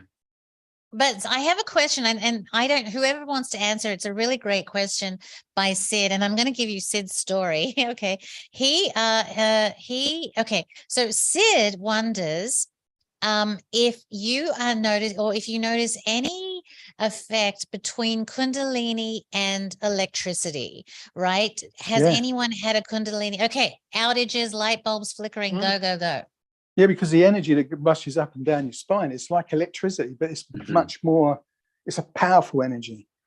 And there's a noise with it as well. As it raises up your spine, you hear this getting louder, and it's the oscillations back and forth, up and down your spine, and they get more refined and higher in frequency, faster in frequency, and it ends with a big bright white light kind of explosion in the head, which I would say would be kind of comparable to the Big Bang, you know, that your mind's gone back right to the Big Bang of so electricity, it's like you've been plugged into the mains, and it's going through your body, and actually the sound of it sounds like a vacuum cleaner, you know, that kind of roaring noise. You hear audible sounds with it, with bells kind of like a tree, like a bell tree being stroked. You get that as well. In the new David Lynch, the new season of Twin Peaks, and the old season, he really made a big point of I am the arm. He kept using the sound of electricity to signify the presence of this weird extra-dimensional entity. And he also later, this entity kind of he kind of ascended and became this like tree with lights in it. It looked very much like the synaptic branches, but it was one of those really interesting surrealist symbols that David Lynch used as a go-to symbol. I'm just going to interrupt because Sid was just in the bathroom and he felt the presence of an angel and his light bulb burnt out. And then Ken was just talking, typing on us, and Ken's alarm clock went off. So we're having some electrical interference going on live real time. Oh, speaking of electricity, here's a great story. I had an opportunity to work with the remarkable Edgar Mitchell that Gary was just mentioning. And Edgar Mitchell, the sixth man on the moon, when he was coming back from space and he was going through the magnetic fields, you basically I was going to talk about this. Yeah. I was going to talk about this with you, Charles. I was going to ask you about it. He no. I mean, alternating fields of electricity that as he was passing through that basically initiated a Kundalini experience while he was in the module, coming back to Earth. And he's like, it changed his entire life. This strange experience with his interaction with the Earth's magnetic fields. There was also a documentary, one of the first documentaries I ever saw about Kundalini that was produced in the West in the modern times. There was a person who had a Kundalini report who was just in a car driving towards an electrical storm. He was in his car, never knew the word Kundalini, had no reason to expect anything was going to happen. But as he approached this electrical storm, and then as he passed the boundary into this dark, deep, incredibly powerful electrical storm, he had a Kundalini experience in his car. The eye of the storm, as he was in the eye of the storm. Yeah. And the weird electrostatic. It is really your electrostatic psycho-spiritual body. It's a conjunction of all of your bodies, but the electrical component is, I think, the one that we're least experiencing. You know who talks about this? Oh, I was just going to say, you know who talks about this in depth? Magical Egypt season 2. This is the whole thing about okay, so you guys have a different way of looking at it, and I'm coming at it from a different perspective. But basically, to bring on all of these organs of perception so that you can see things, understand, have gnosis, there needs to be an energy to activate these things, right? And why not have it be a fireworks or not fireworks? Sorry, this is a Chinese New Year's coming up, and fireworks are going off crazy in Thailand. But something that even sexualizing energies. The other thing is that entheogens also provide an energizing. But sorry, Gary, darling, I cut you off. No, I was going to, what Chance was saying. But what you're just describing really, when you say about fireworks and that, it kind of describes the enlightenment experience, the white light, bright white light in the center of the head. So the fireworks kind of analogy fits that. And also I'm going to say Christmas trees, right? That's the spinal column, isn't it? And the decorations that are put around the Christmas tree is all the kind of swirling energies and the aura and the colors and of the chakras and that kind of thing. So isn't that crazy that people have no idea when they're putting up their Christmas tree that they're actually putting up is it Ida Pingala Shishumna with the energies rotating around it? It's crazy. Do you remember that video that we were talking about, Vanese? We were talking about Jim Carrey. Yeah, he was about the colostrum and how all the kind of Christmas kind of symbolism is associated with the Kundalini process. Santa Claus. Yes. Yeah.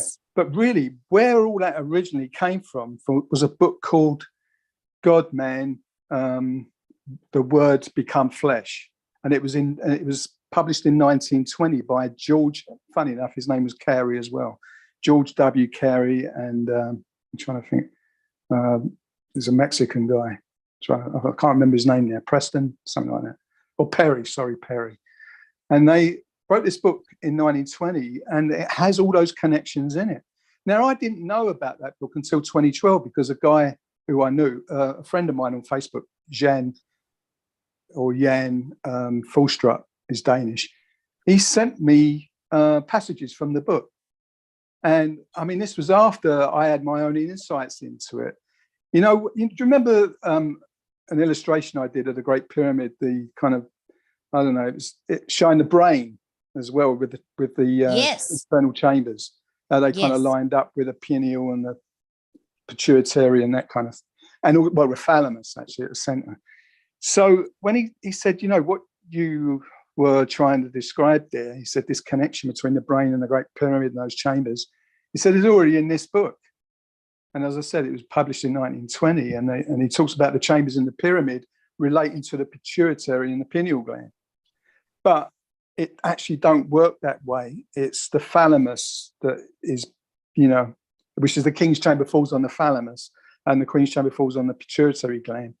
And then you've got the subterranean chamber, which is like the carotid gland. See, so yeah. But as I said, I had those I had those insights after my experience, and I was making connections between the Great Pyramid and the brain, and I didn't know that it had already been written about in 1920. And Jan sent me the relevant passages from the book.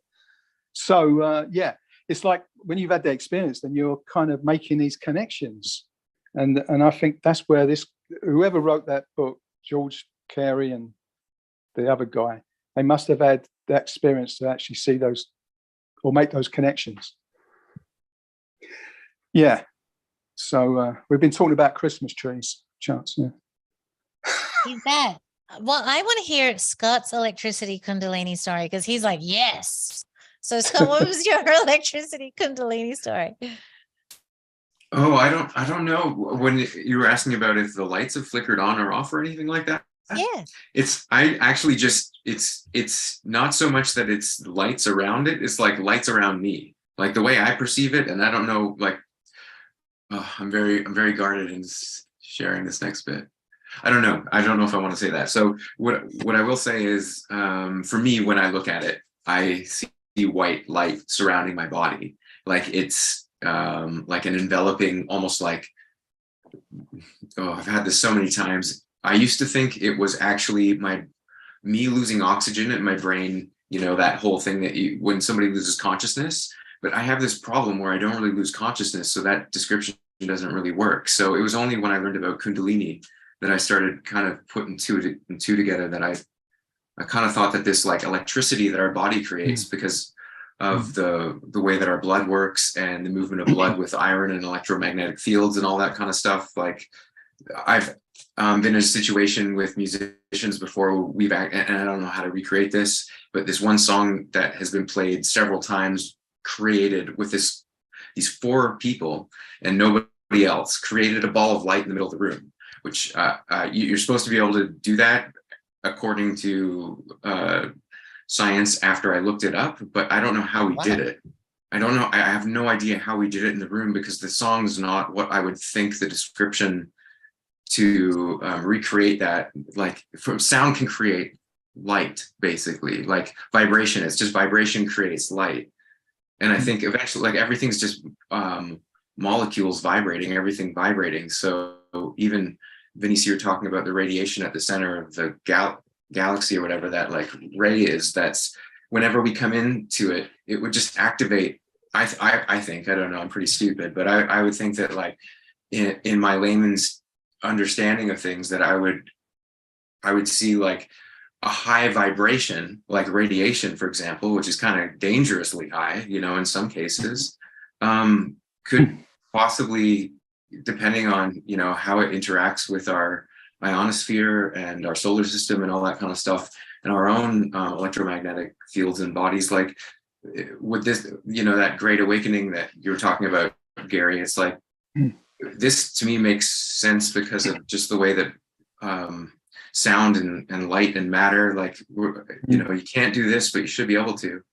Like, why can't you do that? Yeah, I see. Yeah. And so I'm going to stop there.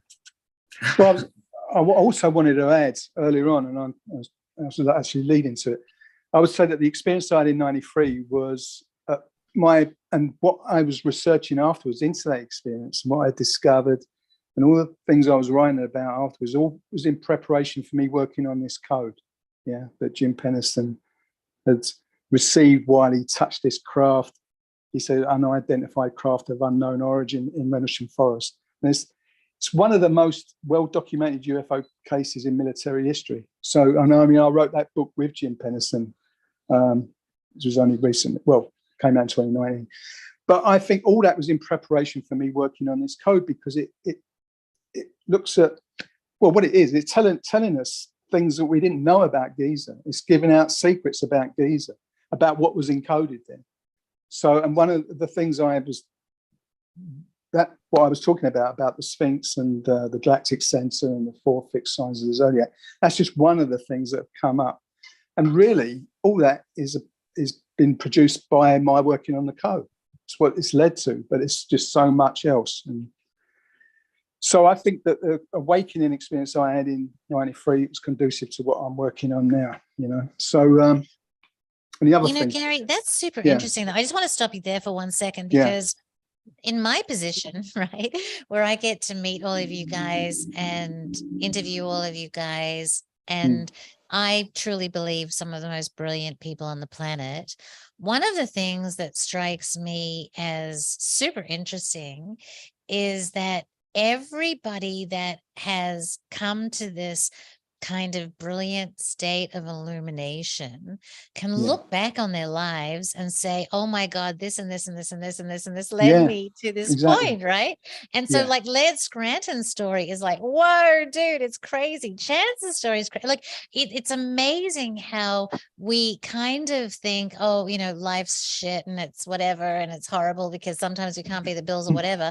But when you actually look at what's the journey has been to get us to where we are, it's pretty magical, right? Like it's pretty amazing. It's like life has looked after me because of that experience and what I need to do. And I guess it's like a mission I've got out there in this life.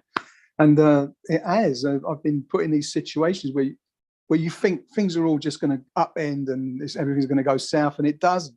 It's just like a leap to another situation.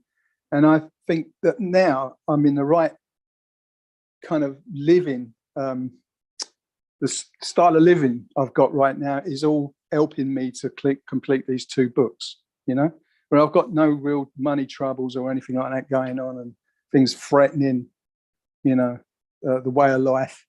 So I think all that is part of the journeys, part of the, you know, the path I've been put on.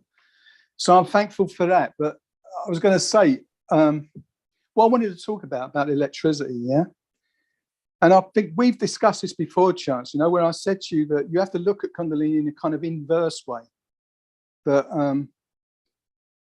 that you're not, how can I put it, that you're awakening to the illusion. The actual processes of Kundalini is going on within you all the time. When I talk about the oscillations of energy going up and down your spine, it's there all the time. It's always going on, but you're not aware of it. It's like it's one of the autonomous kind of processes, like your heartbeat. You know, you don't really.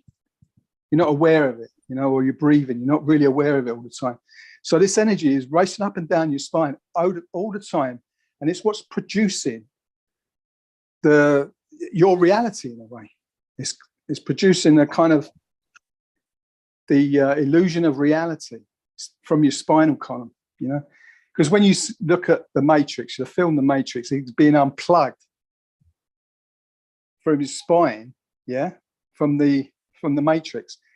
And I think that when you have a Kundalini experience, it's like you're taking off the kind of, I don't know. That's so cool. Taking off the blinders, getting actually tapped like into the real reality.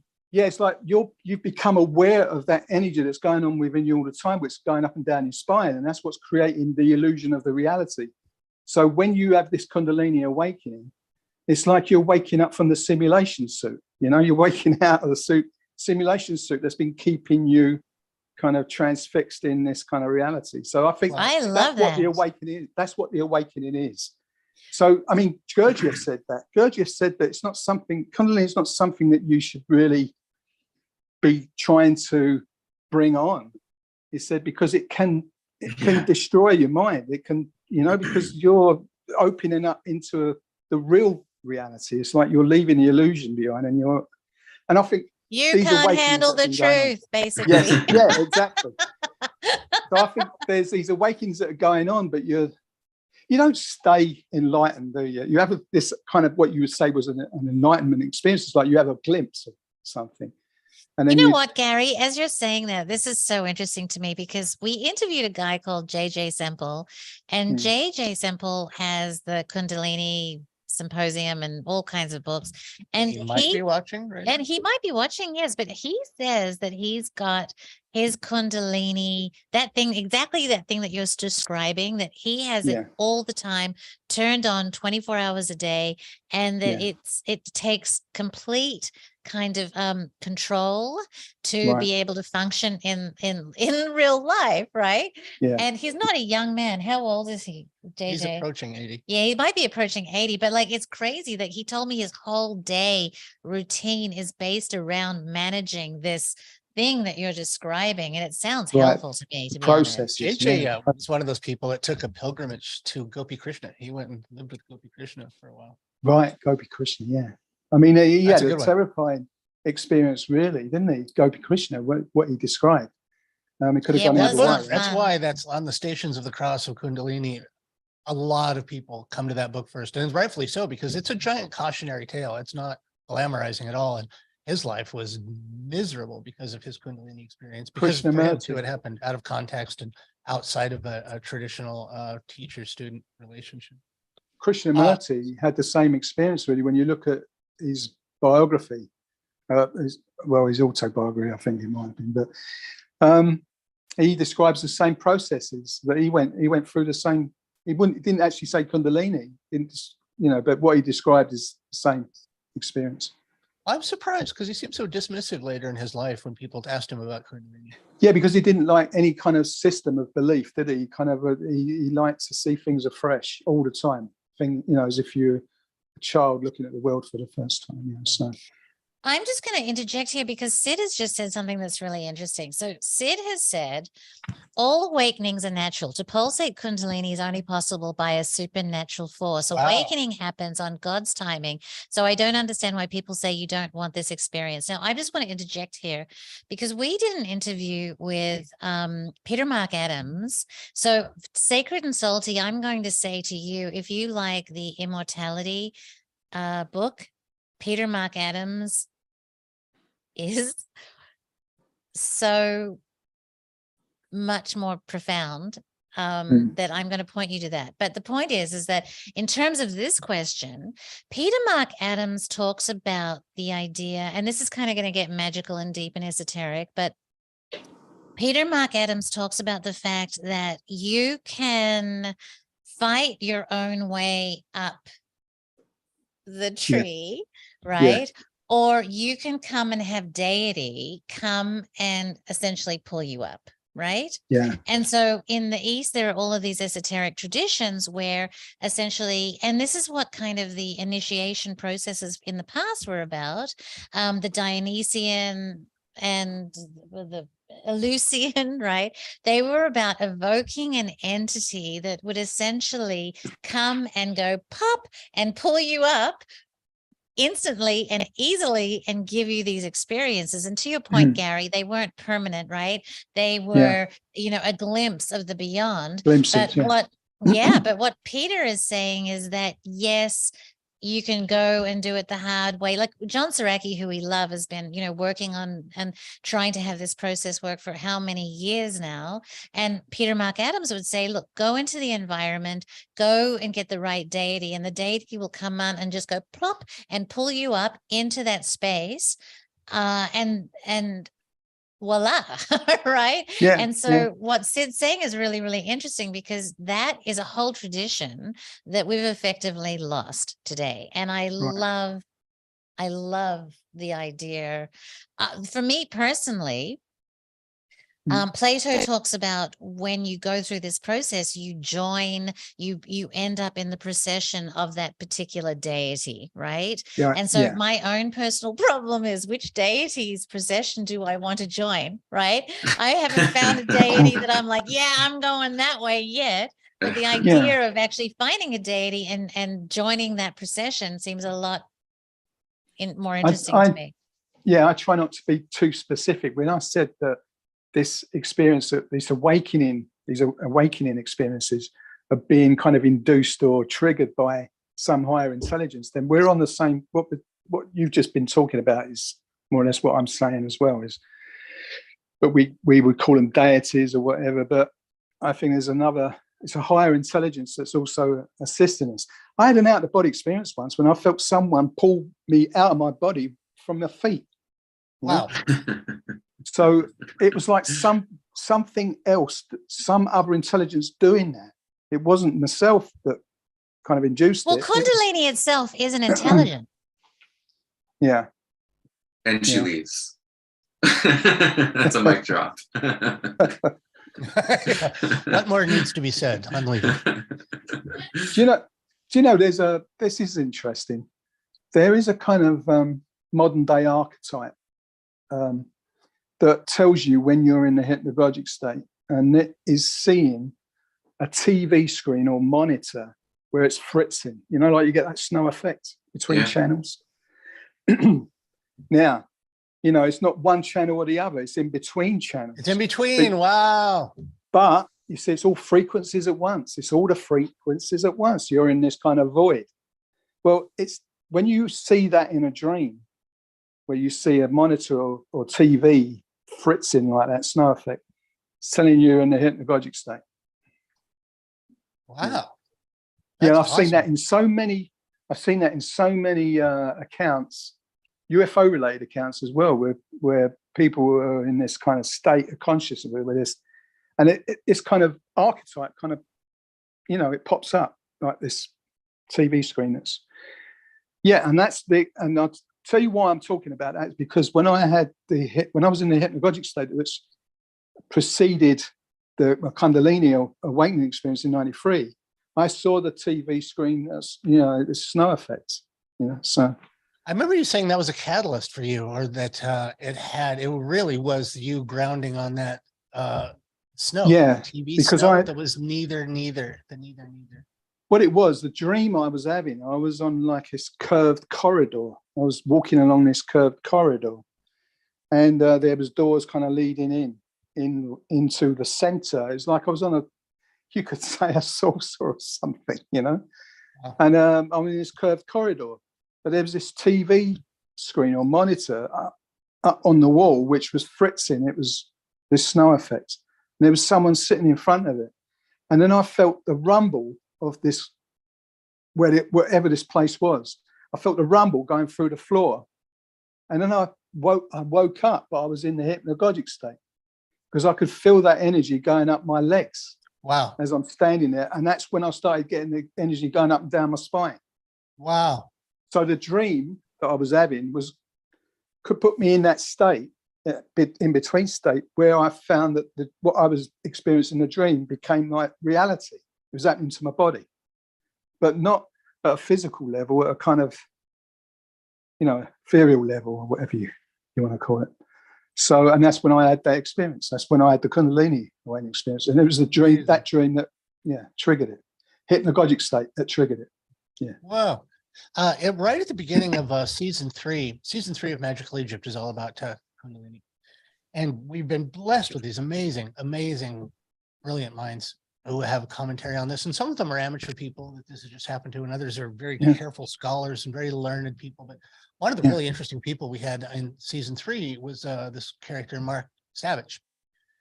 And I never got to talk to him. Vanese did a really good interview with him, but he said some things that was like he was speaking to me, because one of the defining features of my experiences, the reason I'm bringing this up is because we were talking before about electricity and electrical fields and stuff. There's a thing that he calls a photonic event.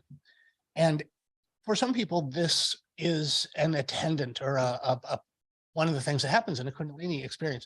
My first 2 times were the moment that it happened, I saw like sparks, only for me, it was like they were living fiery Skittles. It was the most beautiful colors, but these little luminant globs of light that exploded from the center of me. Yeah, and they look like they were delicious. They look like luminant Skittles, but these brilliant sparks that would and hang in the air, but they were luminant. And the other people have had different variations of this, seeing sparks or seeing these really bright lights. Scott, your experience comes to mind. And what he said is that there's something about the actual process, like when you really get granular about what a Kundalini experience is biologically and physiologically, there definitely seems to be something to do with an like we're all musicians. We all understand the feedback principle of audio feeding back in a microphone. There's something that has to do with an energetic feedback loop that happens. Some people attribute it to ions in a way that I don't understand. So I didn't pay attention in physics in school, but somehow, it's an ion experience in this cascade and this feedback experience, because frequently when you have a Kundalini experience, you'll have this feeling of seeing sparks, like anyone who's ever been kicked in the head or punched in the head. Scott, by the way, because that for a very that nominal scares, fee, I'll fly to your house and punch you in the back of your head if you want. that kind of thing scares I might even some do that for people. free, just because I might enjoy that. I'm Yeah, going I to mean, go to a Dionysian The festival. sparks that you see in Yeah, these moments chance. are the is this photonic event. Yeah, And but there chance. may very well be something electrostatic that you actually see with your third eye at the moment that energy reaches, and it some sort of thing that could probably be schematized in a schematic wiring diagram. But that you can tell when this event scares. happens. That actually scares some people when they see those sparks. It's scary because they think it's going to, I don't know, make them burn up or something. Now, it does to some people. There is a connection between spontaneous human combustion and Kundalini. You had to go there. Because folks, we're not here on behalf of Kundalini. We're not here on behalf of the big Kundalini. We're not here to advocate this. We're just think of us as a support group for people who've had this experience. That we're not saying you should run out and do this. Go ahead. When I was researching into it, sorry, I saw this. Yeah, go on. I'm just going to interject. Let's have 1 minute of all of us talking at once. Just all four of us. So and the UFO says those sparks are just T cells of your cornea, and Sid says they're angels. So we have lots of really kind of people, lots of different opinions going on here. But yeah, I'm.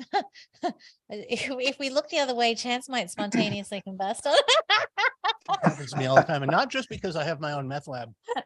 No, I researched into that experience I had, and I came across books like Blaze. I can't remember the name of the author now, but it was a book titled Blaze, and he was talking about spontaneous human combustion. It's quite a thick book, actually, but there were some cases in there that you could see there were these references to the kind of things that people go through when they have a Kundalini experience. So there are connections there, and I think there was one explicit.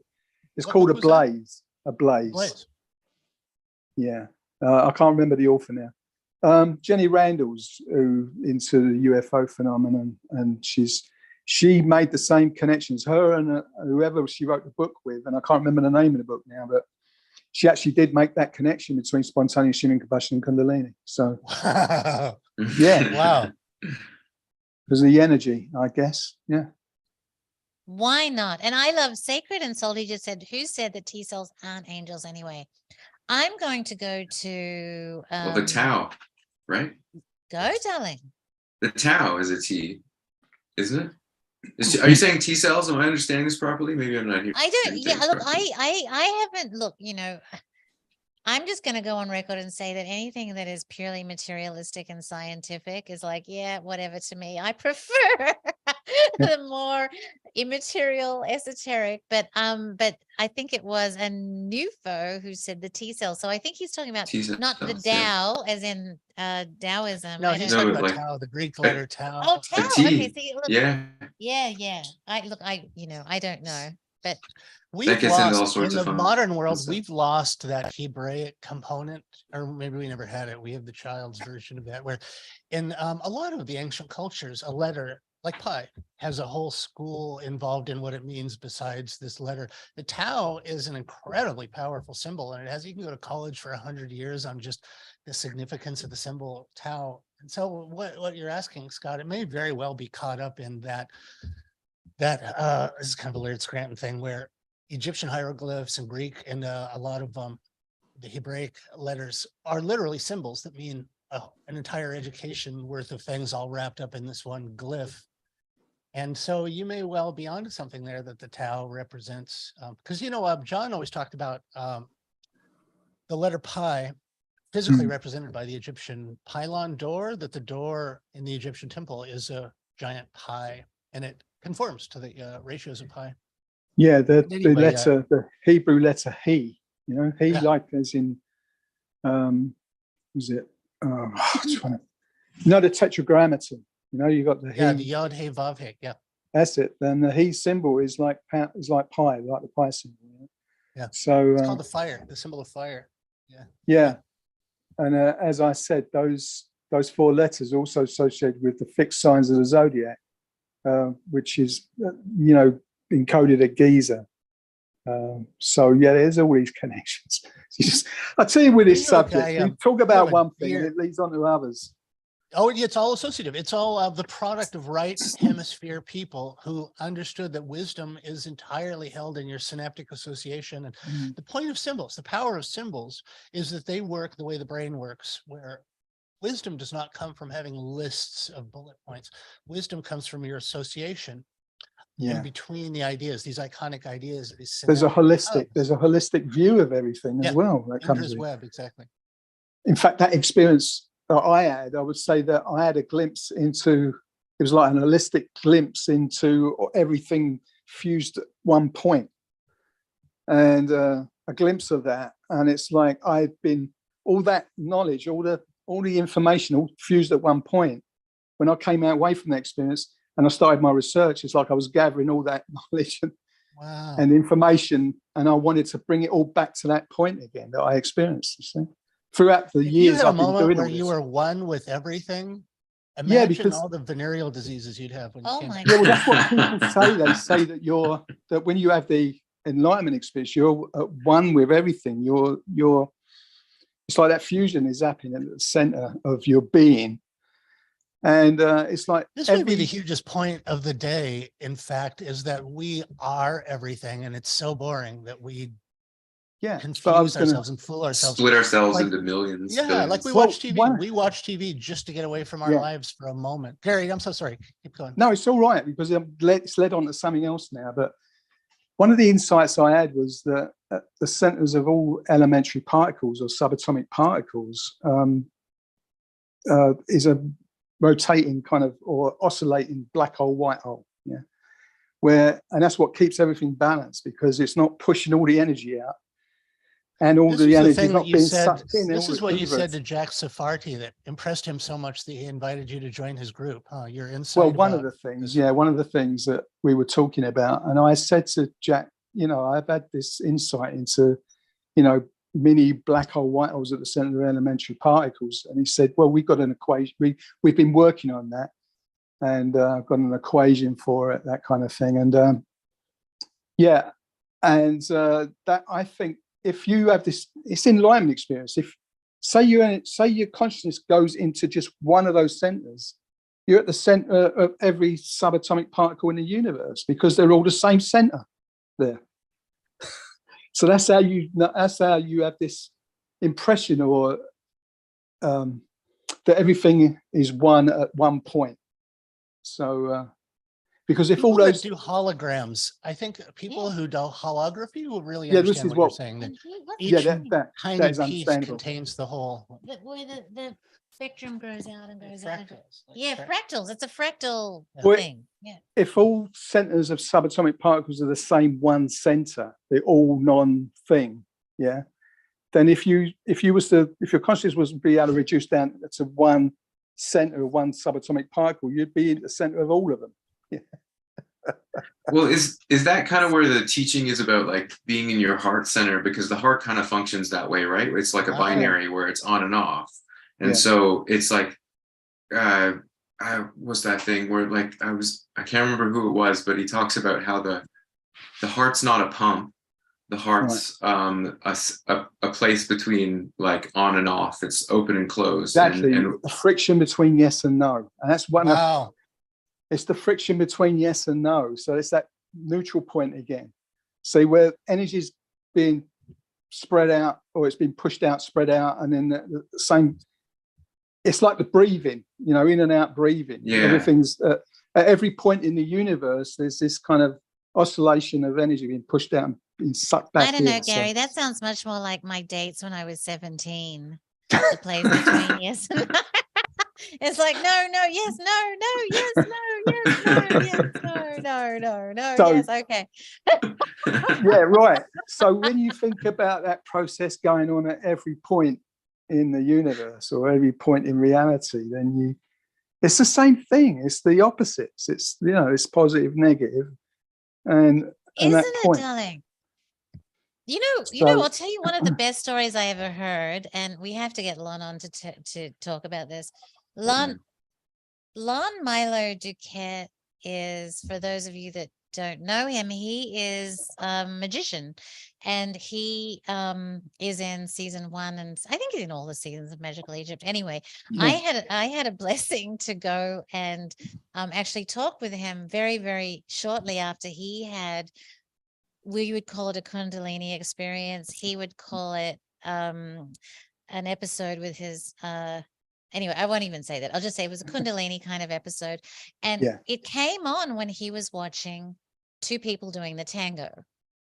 And what's really interesting about the tango, the dance itself, it is the dance of push and pull, right? Yeah. It's the woman pulls the man, and then the man pushes the woman, and the man pulls the woman.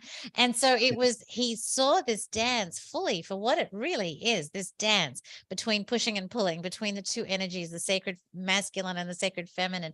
And it lit that, like you were talking about, Scott, with the beats, like you were talking about, this realization just exploded in his head upon watching the tango. And I was trying to film him, and I couldn't even concentrate because it made me cry. It was one of the most beautiful stories I ever heard.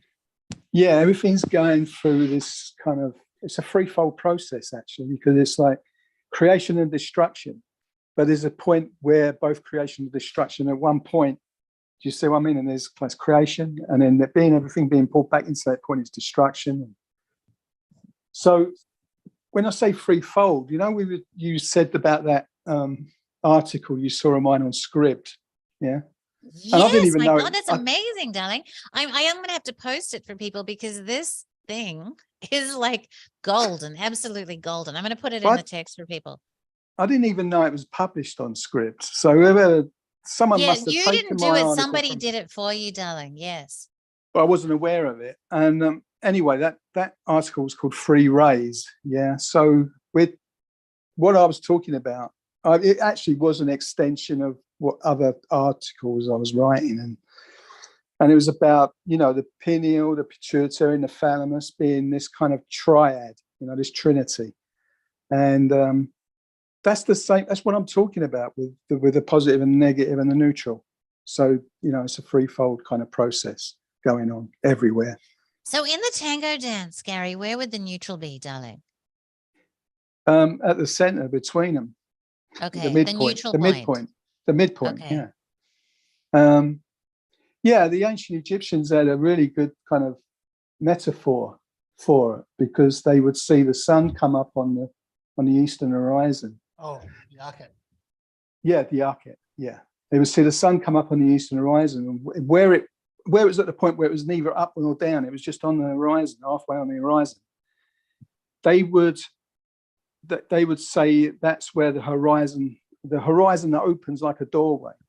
But they would say that point is extremely vital to the whole thing about consciousness, because that actually represents the hypnagogic state. Yeah. Well, actually the hypnopompic state, because as you're waking up, you're going from night to day. So the sun on the horizon, halfway up, halfway down, represents that hypnopompic state.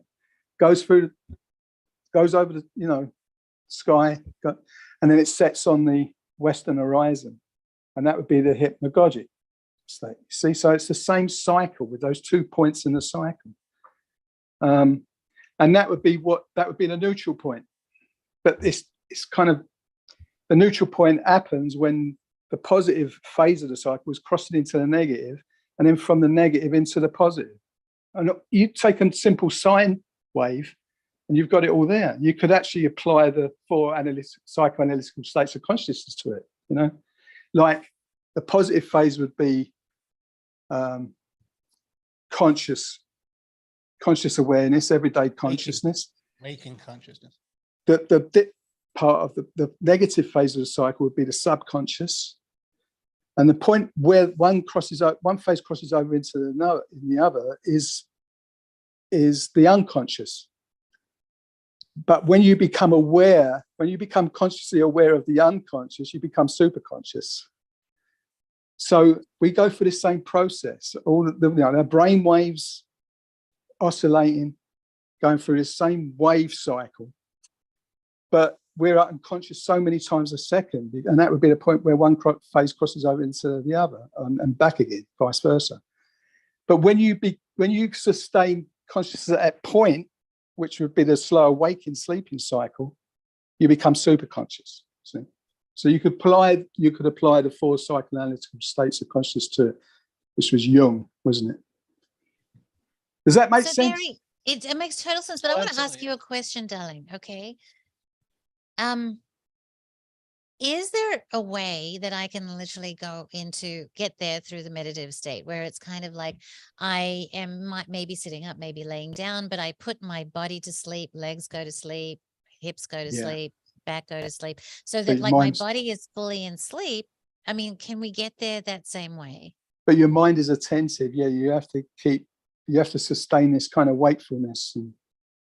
Yeah, because it's so easy to fall asleep when you do yeah, that and you practice, will when you start trying to do this. You will, and when you fall asleep, that's a kind of unconscious state. You don't really know the point where you fell asleep. It's an unconscious state, and then you're dreaming.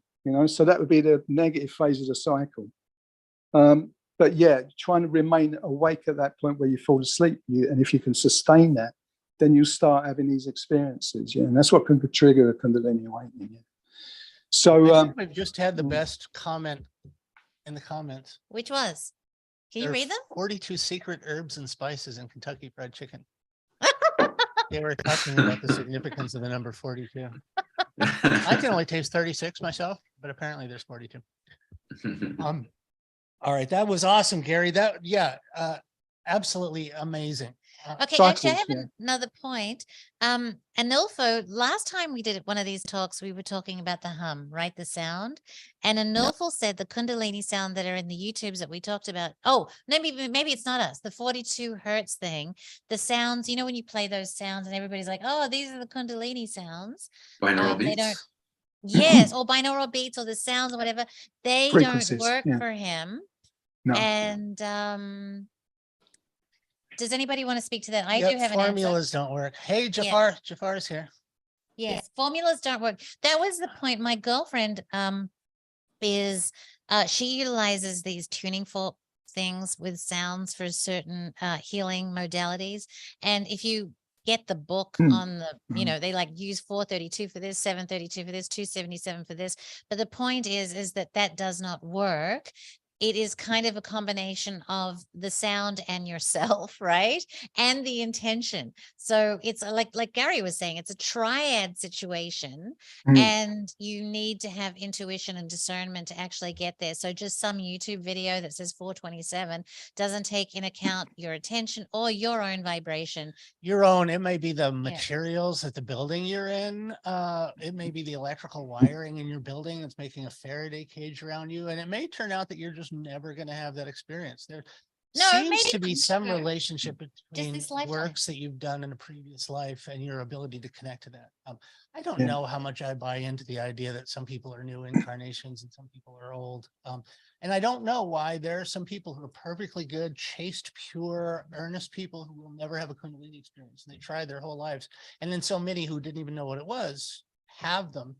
And the only thing I can think of, because something that's very attendant with Kundalini experiences sometimes is you reconnect to things you've learned in previous lives. And the reason why Egypt as an icon and as a mental thing is so common and all the people that are attracted to this is that the one thing that you've seen over hundreds and possibly thousands of your previous lives are these Egyptian ruins. And it tends to evoke this feeling like from hundreds of lifetimes ago or a succession of lifetimes.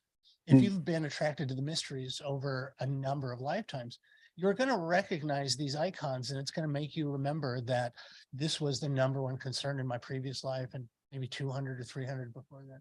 I think, Gary, we talked about this, that one of the things about my Kundalini experience is I connected with an amount or a degree of musical playing and practice that I had not earned.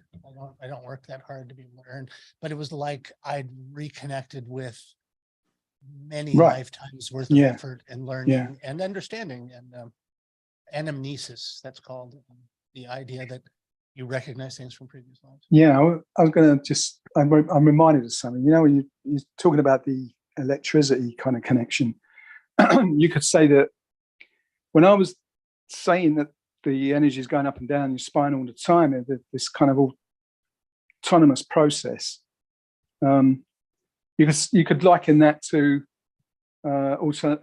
alternating current. Yeah. But the experience, the Kundalini awakening, is like direct current. So there's like this difference, like Tesla's alternating current. Maybe that was why it was so successful, and it's why we use it today. It's alternate, it's what keeps everything balanced. So he was this always energy so kind cagey about where the source of his inspiration came from. And he's hinted at that. Yeah. He's flirted with the idea that he might have had ideas seeded to him during these transcendental moments. Yeah, so this friction between yes and no, it's alternating current, this in and out kind of thing going on throughout reality. And the experience itself is like direct current, it's you're plugged in, to something. There's an interesting thing that you got me thinking about. If you have electromagnetism, the electrical wave will go vertical. And the magnetic wave goes horizontal. So there's probably never this without this. Sine and cosine waves, yeah. Sine and cosine, exactly. And so those nodes become extra interesting because you have two crossings, one vertically and one horizontally. There's 0 point nodes. Yeah, there's 0 point. And so I don't know what the corollary of that would be. If it's one's like mental energy and one is Kundalini is the 90-degree thing, but they're coexistent. Yeah, that's right. Yeah, yeah. In fact, reality is made up of sine and cosine waves. So that's what basically it's mathematical as well. Reality is mathematical. Don't cause my reality to collapse. I feel like if we keep talking, I'm going to wake up in a simulator. Damn it, Gary, I had a good 100,000-year run without being bored. What I was going to say is, in our everyday consciousness, it's going from positive to negative. There's this kind of oscillation between the two. And the point where they cross, where the positive crosses into the negative and the negative crosses into the positive, those points are where we become momentarily unconscious. If we and that's the reason why we have the same kind of reality going on, like repeating patterns, because it's that we're only producing a certain amount of energy and information. And if you become conscious at that point where you use the unconscious, you'd let all this information out. It's like you'd be in touch with infinity. You have to block it out to carry on in the patterns that you're used to, in the reality patterns that you're used to, which the repeating patterns really, because you do the same thing. You'll do the same thing the next day as you did before, but with just a few kind of variations, on variations on the theme. But if you were to become conscious at those points where you use the unconscious and where you're blocking out infinity, you let too much energy and information through your reality. You're in something else, So does that make sense? That makes me think. No, I'll tell you. I've got two comments for that. The first one is about the really weird practice of male cultivation. Okay. Yeah. When you are doing male cultivation practice, you are essentially working with the explosion of energy, bringing consciousness to that, dampening it down so that you can continue on the journey, right? So it's kind of like the antithesis of what you naturally do, right? So I understand the difficulty of dampening, of working with consciousness in those moments of expansion, right? There's something about when you've got to harness this. It's like getting on the horse and controlling the crazy horse, and when you can control the crazy horse, that's when the door opens, right? Or the charioteer with the two horses, or sphinxes, in the tarot card. But I was going to say, if you're creating the same patterns all the time, the only way you can break that pattern is allowing that kind of infinite energy through in these kinds of experiences we're talking about. That breaks the pattern, or it changes the pattern, and then you're in another pattern of reality, and that will repeat. It's like death and rebirth. Yeah, so it kind of So our repeating patterns that we experience all the time is down to us being unconscious at that point in the cycle. Yes, and when you're conscious of it, then you create a new pattern, and it's like, that's what it is. It's rebirth. Does that make My God, sense? darling, the other day I heard this thing about when you die, you get to relive every moment of your life, and you review it one way and then you review it another way, but basically you have to review it. And so Chance and I have been really blessed that in our lives we've created moments that, God damn it, I can't wait to relive again. Right? Like, it's like, oh yeah, bring that moment back, baby. Yeah. It's the whole reason I started doing heroin. He doesn't do heroin, he does tantra. So let's just get real about that. But also, I mean, that is like this amazing idea to basically go in and do as many of these crazy moments as you can, right? To change your programming, get in there and really kind of rewrite the program. And then you get to relive them again when you die. But the point that I kind of want to get to is that there's this woman, and I can't remember her name now, but we got to interview her. She did the TED Talk about the stroke of genius. Jill Taylor Bolte, right? Yeah. Which is just like mind-blowing, because basically the upshot of that is that our organs of perception and our which brain hemisphere is it? Right hemisphere of the brain are all designed to kind of bring down and mute. Left is your Okay, so to mute these experiences, and when that part of your brain goes off, all of a sudden all of this opens up to you, like this incredible experience where you literally, as her brain was dying, she became more and more the all of everything, right? As her organs of perceptions faded away, she literally like went, wow. And she's a scientist and a doctor, so she recorded the whole thing, but she literally became all there is when her limiters were pulled off. Yeah. The thing that made her believe she was an individual.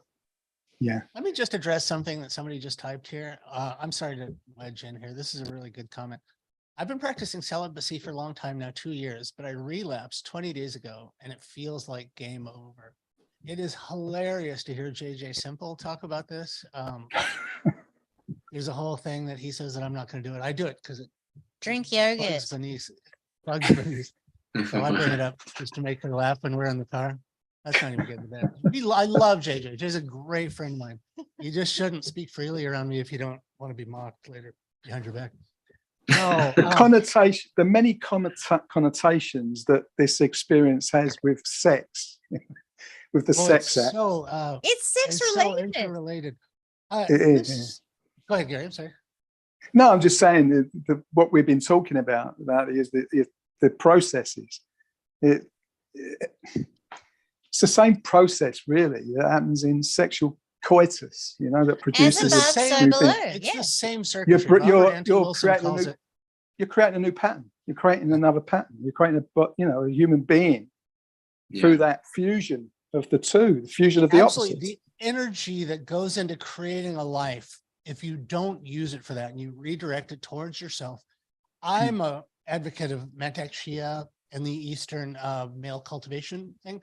And so what this comment was it had to do with that if you've had a long period of abstinence and cultivation and you're charged like a battery and your hair stands on end because all the electrostatic accumulation and strangers are weirdly obsessed with you. It's an odd magic when you start to cultivate and really charge your battery, that intangible, whatever it is, charisma or magic or consciousness that accumulates in you.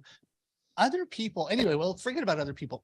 When you have that thing and it's this beautiful battery inside you, in my own experience, like I was in Egypt, I get up when the sun came up, everyone was bundling up with coats and jackets to go out into the cold. And I never needed a jacket because I had this internal furnace and I was just constantly about to catch fire. And so when spontaneously spontaneously combustion, this is not my real hair. This is pullback. These are not my real eyebrows. But anyway, the point is, and this is a really important question, once you get that, when you start to feel the magic and you start to feel all these cities unraveling in your mind and strange things are going on in synchronicity, and then you fall over and you, through some event, your partner not collaborating or just too sexy and you can't help it, you fall over and you stop cultivating and it feels like you've died. There's never a more palpable experience of having a soul than the day after or the minute after ejaculation, because you feel this. You drive by a car dealership and there's those wacky waving inflatable people It's like he built one of those, and it gets bigger They and pulled the more plug. flappy. Just use this as an excerpt from our. Well, that And then enlightenment suddenly thing, that man just yeah. deflates. Your orgasm will deflate whatever it was that was animating that spirit, and suddenly he's not there anymore. By the way, holy Christ, we watched this thing, His Dark Materials on Netflix, and it was based on a film Yeah. called The Golden Compass from a while Yeah. back. Isn't that C.S. there with Lewis? I would No, like it's to think so. not. I It's Oh, no? that would think so. caliber, but But it's not, that yeah. caliber of allegory. Yeah, good. Mm.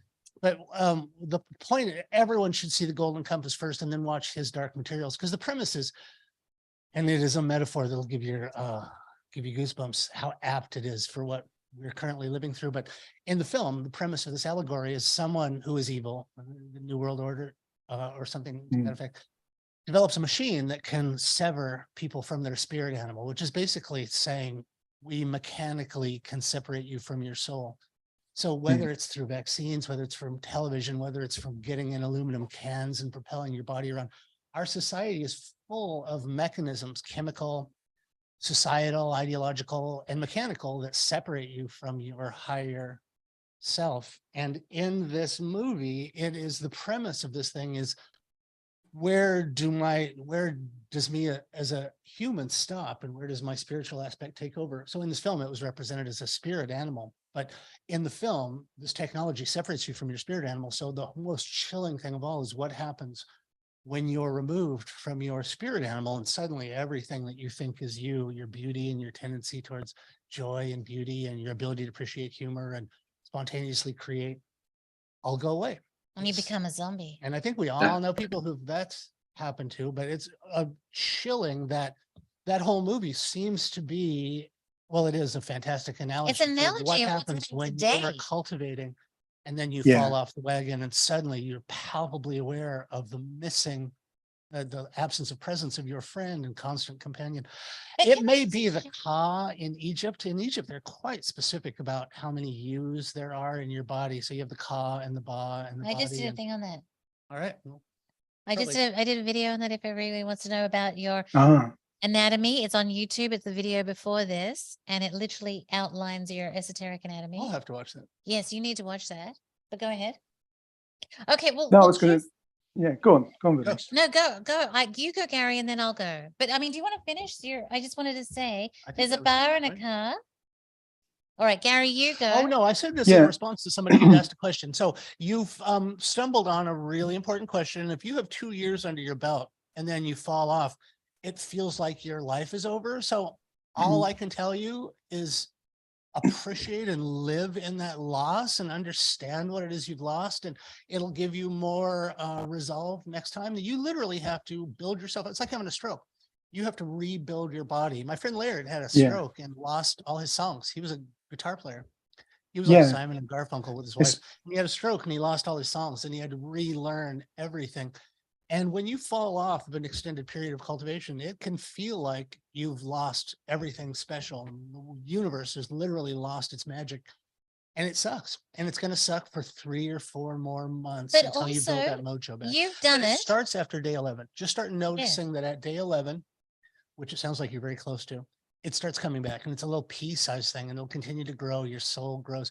There's great illustrations in the golden flower of the little baby that's energetically connected to you. And that baby dies when you have an orgasm in this school of thought.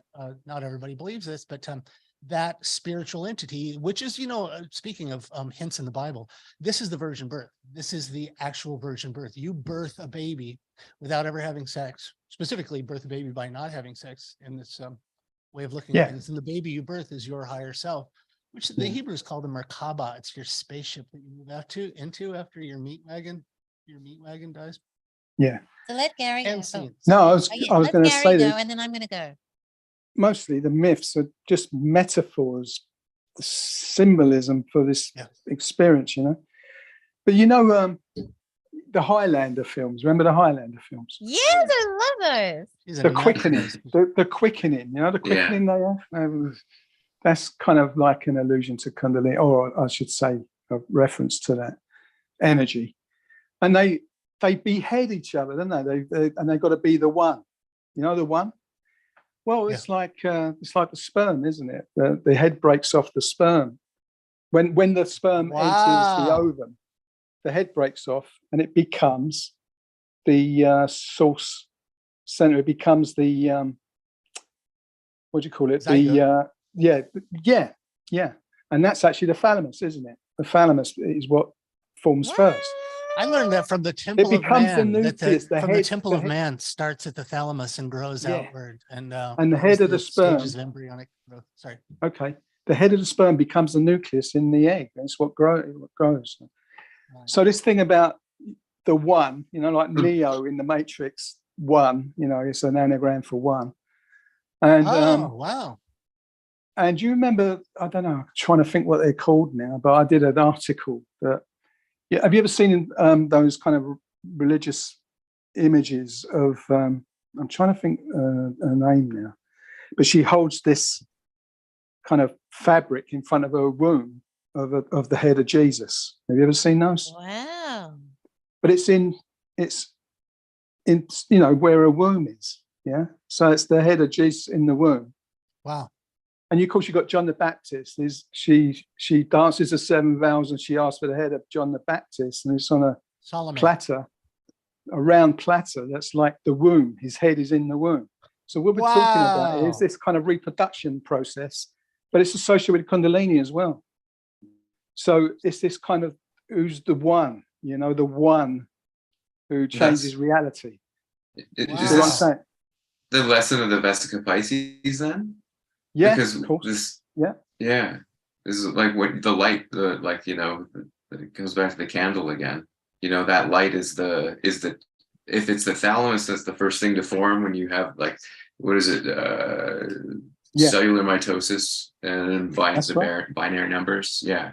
So with that sacred geometry shape, then the almond or whatever, would it be?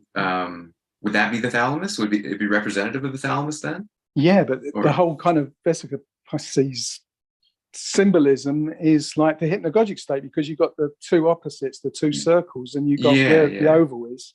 Yeah. But it's also the female yoni. The vulva, the yoni, the holy passageway. Let's talk yoni for a second. Okay, there's something really important about the Vesica Pisces, in particular, to do with these brain sets. There was, in the 1900s, freely available. All this information was freely available. And there was something about the Great Depression and the collapse. I'm going to forget what I was talking about by the time I get to the end of this. In the Great Depression, there was a collapse of education systems. They changed over the education books. And in one fell swoop, almost all of our spiritual heritage was removed from society. One of the most important things about the Vesica Pisces, this was commonly known in the 18 and 1900s. I didn't know this until Gary told me. Gary got us all elevated in our thinking that the third eye isn't one thing, it's three things. It's a pineal, pituitary, 3 components. thalamus. And that this is the 3 in 1. This is Brahma, Vishnu, Shiva. This is Jesus, God, and the Holy Ghost. This is all the triads are all allegorical for this triad that makes the 3 in 1.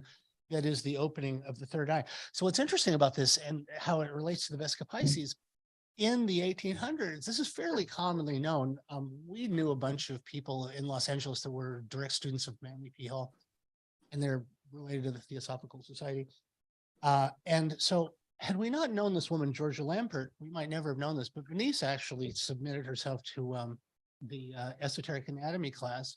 And Georgia Lampert, my God, Georgia has all these books from the 1800s that are schematic, specific. They're schematics of what to do to cause a Kundalini experience. And one of the things that you'll never find in a printed book, but you can buy it for like 19 cents from this book that's available somewhere on the internet, Science of the Initiates. And it talks about this threefold structure, pineal, pituitary, and thalamus. And so 2 of those structures, the things on each side of your thalamus, have tiny magnetic fields.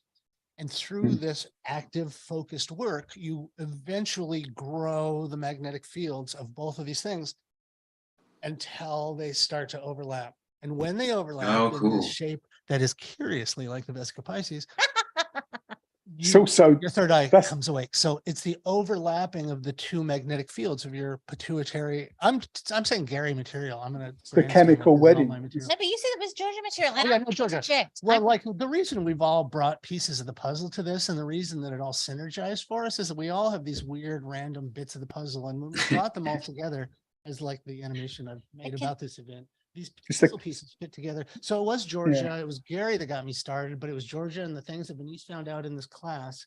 But anyway, I just want to make that point and drive that home. This might be the most important, one of the most important things that we talked about. This has been withdrawn from our Western experience, and this is the roadmap to success for Kundalini. Increasing magnetic fields of these two things so that they overlap, create the Vesica Pisces, and in that overlap, the overlapping of the two magnetic fields is where this emergent property comes from of consciousness. All right. Now, can I go? All right. Yeah. Because you guys have hung in here for 2 hours, for 2 hours, whatever. I don't know. Gary, poor darling, is standing up. Gary's been standing. He's got those need to astronaut stand up, suspension from the ceiling. He's being held on wires. I want to say that, first of all, Georgia Lambert, that Chance just mentioned, is going to speak at the Women of Wisdom conference at the end. Yes. Wow. Yes. Yeah. At the end of January. And what I want to offer just you guys, okay, only the people who are on right now, if you want a free ticket to the Women of Wisdom conference, it's a $200 value, basically.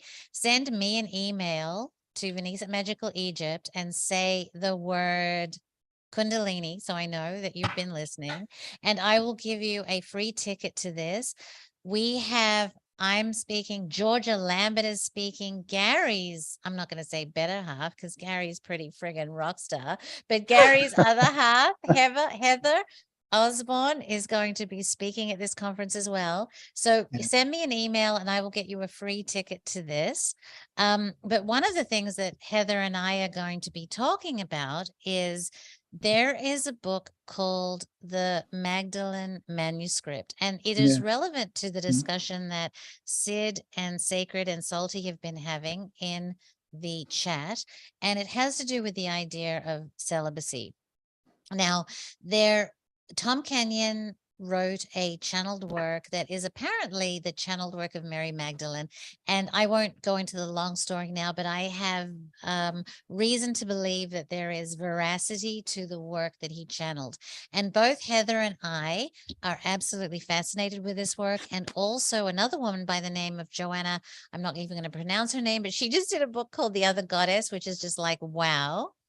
And we're all going to be talking about this Mary Magdalene manuscript. Now, in this book, there are two protocols. One is the protocols of Horus, and the other is the protocols of Isis. The Horus protocols are solo practices. The Isis practices are dual practices. Yeah. Oh, right. Okay. So basically, there are energetic workings that Mary Magdalene teaches us that we can do on our own and with a person. Now, the alchemies of Horus are the solo practices, so that anybody who is celibate can undertake these energetic workings themselves by utilizing these certain practices. And basically it kind of starts with imagination, which is really interesting, but you can get in touch with your imagination and start working with the energies in a solo practice.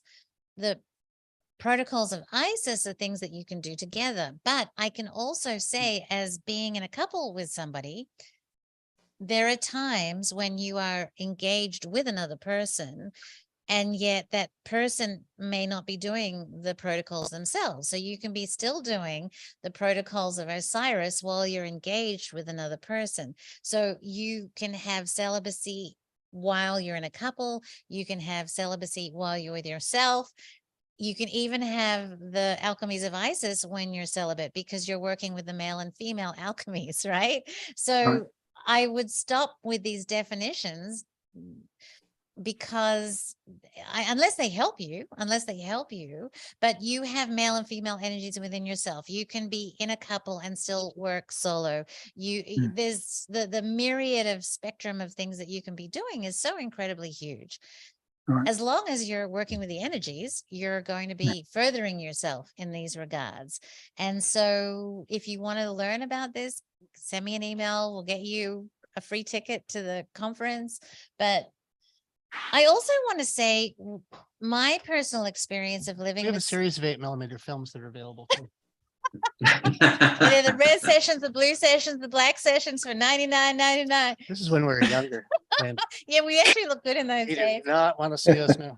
But the other thing is that to the falling off thing that Chance was talking about and the little death and all of that kind of thing, the lived experience, somebody actually said that. The lived experience of that is that it was pretty traumatic for him, but he rebounded so quickly. Like, yes, it's kind of, you've worked for this long time and you've got this thing where strangers are touching you, which, like, personally, I don't want strangers to come up and touch me, but he kind of enjoyed it. It depends on the stranger. But the recovery was not that bad, right? Right. Well, it was embarrassing. I wouldn't have wanted to go through it in public. Like, Vanese is the only one that knows, and hopefully she'll keep it quiet till her grave, how hard it was for her because of the disruptive influence of the Kundalini. I mean, I was off the hook. Let's not even talk about it. Let's seamlessly segue into something else. But if you don't do this right, you can really damage yourself. I lived through it. The point I'm trying to make is that you're not going to really damage. You're going to survive. You're going to be fine. Look at you. You're fine. Look at me. Look at how fine I am. It's fine. These are Fine. My fine. hair is very fine. Yeah. Now, I just want to point out that Gary has literally been standing up for 3 hours. Yeah, but that's because I have a kind of funny thing going on with my hip and my legs, and it's more painful when I sit down. So, it's just a bug that I've had. It's part of the flu bug I've had. As long as you're Heather's had okay, that as darling, well. I just want to be sympathetic to you, or like empathic. Are you good Heather's- to keep going? Yeah, I'm okay. Heather's Okay. had this as well. You know, we both had this bug over Christmas. And what I was going to say, what you was talking about, Chance, about this triad in the brain, that's the chemical wedding between those two. You know, when you The used to say chemical wedding, the bridal chamber, this is the bridal such a chamber, rich yeah, tapestry. yeah. Go. So that fusion, what we're talking about here, really, it all boils down to fusion, a fusion of the two opposites The androgen that produces. Yeah. So I just wanted to say that. And also, I was going to connect with what I was saying earlier, that when you have this awakening experience, it's like you become bodiless. Yeah. You become like a floating orb of energy. And that's why this orb is at the top. It's the thalamus, actually. It's the thalamus, the orb at the top of the caduceus with the wings. But that bodiless sensation that you're just kind of like this floating orb of energy, that's what these references are to the headless, being beheaded, headless. Okay. And that's so when we're talking about the sperm entering the ovum, the egg, and then the head breaks off from the tail, and then it becomes the nucleus at the center. It's like this kind of, it's like enlightenment is some kind of fusion process going on, and that's what creates a new pattern. So this is why it's a rebirth. It's why it's a rebirth. There's a bit of symbolism that you find on all the Gothic churches where you find the saints holding their heads, or the saints with the top of their heads cut off. Yeah. And I talked to Aaron Cheek about this quite a bit. We had this really fundamental disagreement about, he thought, and a lot of people think this, I don't want to say this in a mean way, but a lot of people really believe that ancient Egypt didn't know what the brain was for. And so Aaron's idea about the top of the head being cut off was that they just didn't understand what the brain was for. And I think they did in like pre-dynastic times. Maybe they did. Yeah. But later on. all the work that Schwaller de Lubicz did about the temple room that corresponded to the head. I mean, and the Edwin Smith papyrus. There's ample evidence that, of course, they understood what the brain was for. It's a misunderstanding of modern Egyptology that the Egyptians didn't know what the brain was for. So you can see, that metaphor with the head at the center you're at the center of everything. And so You're at the center of- that was it. What you'd said about the head breaking off of the sperm to create a new life, suddenly that becomes a beautiful allegory. Because this is the reason why I think Jafar might still be with us. There are a number of people in our group and good ascended mystics of all times. When you reach a certain state, it's appropriate to take a new name for yourself because the old you has died. You've awakened this new rebirth. you. Yeah, Rebirth. that's your governing operating system. And so it frequently is appropriate that you take on a new life, but it is not that they did this because the Egyptians didn't know what the brain was for, but what you just said, the allegory of the sperm breaking off, the head leaving the body, and that is the seed of the new thing. That is an allegory for this new thing that you're growing inside of yourself. Yeah. Wow, that's so But cool. the symbolism by the golden. Go ahead. So all the symbolism around that makes people think, well, you know, or they ask the question, well, how did the ancients know about, you know, the process at that level, you know, that microscopic level, that the head breaks off from the sperm, and how would they know that? There's a sperm symbol. I found a sperm symbol in the Temple of Luxor, and it's called the water of life. I talked to John about this. I'm going to just wedge in just because I'm but when they I want to hear what you're going to say. John actually said, because I asked him about this, how would they know what a sperm cell looks like? Because Egyptians have depictions of sperm cells, and they call them water of life, and they have the little head, and they have the wiggly tail. The shamans can reduce their consciousness down to the microscopic level. Yeah. And they would gather that information from their experiences. So that's how they would know about it, and then just symbolize. Annie Besant and Charles Ledbetter in the early Theosophy 30s, 40s, something, I'm not sure when he was around. We used to go to the Annie Besant Theosophy thing in Las Feliz. But anyway, Annie Besant and Charles Ledbetter are responsible for the first diagrams of what subatomic quarks and stuff, that they had this remote viewing that would go scale. Yeah. And I think somebody you know has a whole podcast on this. Probably you, huh? It's one of the cities, isn't it? It's one of the cities is being able to. It is one of the cities, darling. Reduce your consciousness down to this the is the whole microscopic point. level. Yes, like when you have these sexualizing energies as Kundalini energies, what happens is that they activate what we call the supersensible organs of perception, and they can be organs of sight, organs of sound, organs of strength, whatever. And Annie and Ledbetter, I've got a really good Ledbetter story. Do you want to hear it? Yeah. Okay. I'm going to do this thing they did in the Olympics. Every time someone tells me a story, I'm going to raise a score. Yeah. All right. This is a really naughty story. Okay. So Charles Ledbetter. 0 ready in case this story is horrible.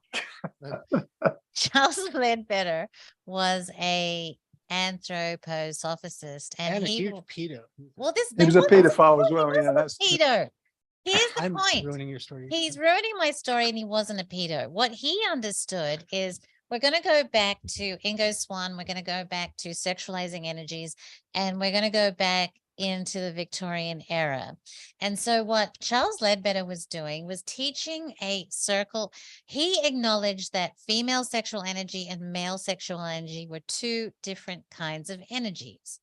And what he was trying to do was to train a young group of men into young shirtless men. into cultivating their sexual energies. And like you do. Has anybody ever been in a group meditation? Put your hand up. Put a 1 in the friggin' comments if you've been in a group meditation. Now put another 1 in the comments if you've ever found that when you meditate together in a group, that it has been more powerful than when you've meditated by yourself. Is this a thing? Yeah. Yes. People are saying yes. Okay. So the idea of reaching a climactic experience together can also be applied to the idea of meditation, that if all of these young men were able to achieve climax at the same time, it's all about togetherness, folks. then all of these energies were multiplied into this greater thing, right? So Ledbetter did a circle situation. Clothing acts as a Okay. capacitor, and it's best if it's not there, interrupting the flow of energy. Standing in a circle. So anyway, he had a group of young men, and they all did this thing. This And is they, when the geometry of the circle was ruined. It's now, you can't bring up a circle in place. Go ahead, I'm sorry, I'm ruining your story. no, but anyway, so he had all these young men, and they all achieved this situation at the same time, and it all They achieved this situation. Oh. And as a result, the wave affected everybody. And so, well, look, Yeah. I don't know. It was a very, very good story. The thing is, look, today, what really, really sucks for us personally, as an entire community, as the entire world, is that we are living in a fucking materialistic paradigm. Okay. Yeah. That's not funny. It's true. It's actually Yeah. true because of That's the why we're fact that laughing. we live in materialism. All of these things that are spiritual, immaterial, energetic, ethereal, all of these things aren't allowed to actually exist in our reality. And it's kind of like putting the friggin' string around the foot of the elephant, right? Mm. And that the elephant, when it's like so friggin' big and can like rip that string away, it doesn't, because it's been trained with a string around its foot, right? And so all of us are that fucking elephant with the little string around us, and we're not able to get into these realms that are literally our birthright, right? And so Right. it is funny when people are working with energy, or the immaterial or the spiritual or the ghosts or the fairies or whatever, because we've been trained, we've been pushed down this corridor where we're not allowed to go. But these things actually are, some are like, if I talk to Scott, if I talk to Gary, we're all talking about the best parts of our lives are non-material. Like, I challenge you to ask somebody, what was the best experience that you ever had in your life? And they're going to tell you an experience that is friggin' immaterial. Not that, unless they won lotto, right? The guy that won lotto will say, the time I won lotto. But most people, it's like that time I had the Kundalini experience, the time I had the car accident and I heard a voice, or the time that I saw angels, or the time that, all of these experiences are the most enriching experiences of our life. Subjective. Yeah, subjective experience. This is what we want to talk about all the time, but we're not allowed. Okay. So anyway, Ledbetter utilize these kinds of technologies to be able to go down and microscopically see the atoms that created the atomic table. Quarks, they were able to remote view the structure of quarks, and to this day, without getting into it too much, scientists generally acknowledge Ledbetter, Annie Besant and Ledbetter, but he took most of the credit. They acknowledge them as being the first person to schematize a quark. All right, that was a good story. Yeah. But yeah, so even right now today, they discovered these subatomic particles before humans could. So that is how, to answer the question, how did the Egyptians see sperm? How did the Egyptians see stars? How did the Egyptians understand that we were the geographical fucking center of the planet, Egypt, right? It's because they had super sensible organs of perception that were online. That we all have access to. These are standard issue. And it's only the Western culture that's convinced us that we don't have these things. And we don't have to have aliens coming down you don't have from to resort to other aliens. solar systems or whatever to teach them anything. It's the shamans, the primitive shamans. I mean, the earliest shamans.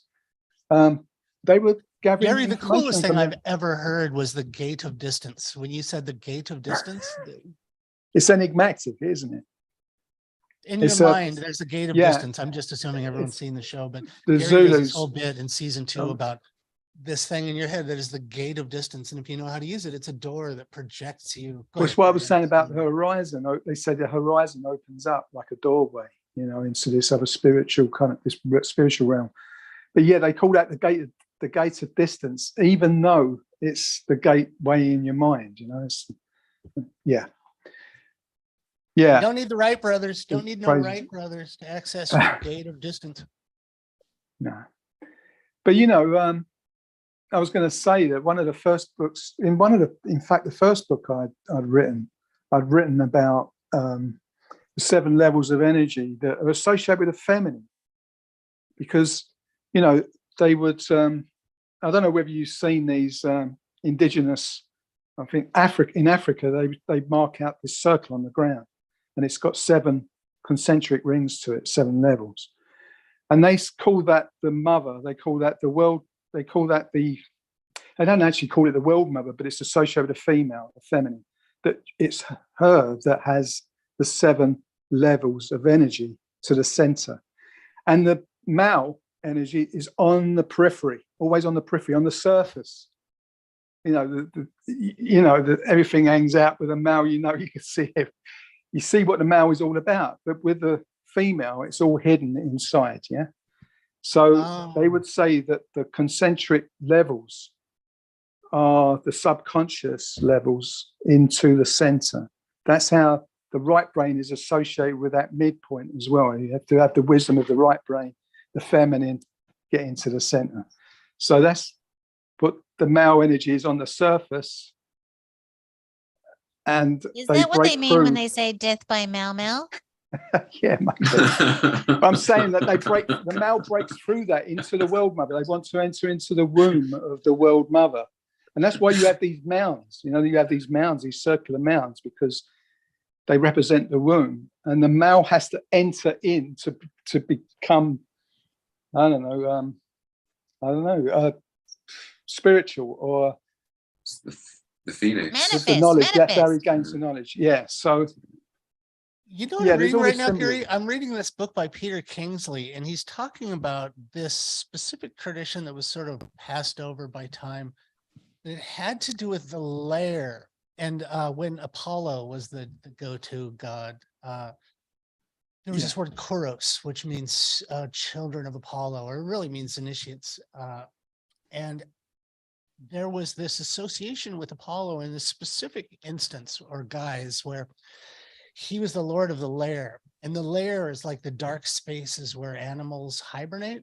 And I think we all know it's an allegory for this specific type of consciousness, but the consciousness in the womb, the consciousness in the cocoon, and about this moment of transforming from one state to another.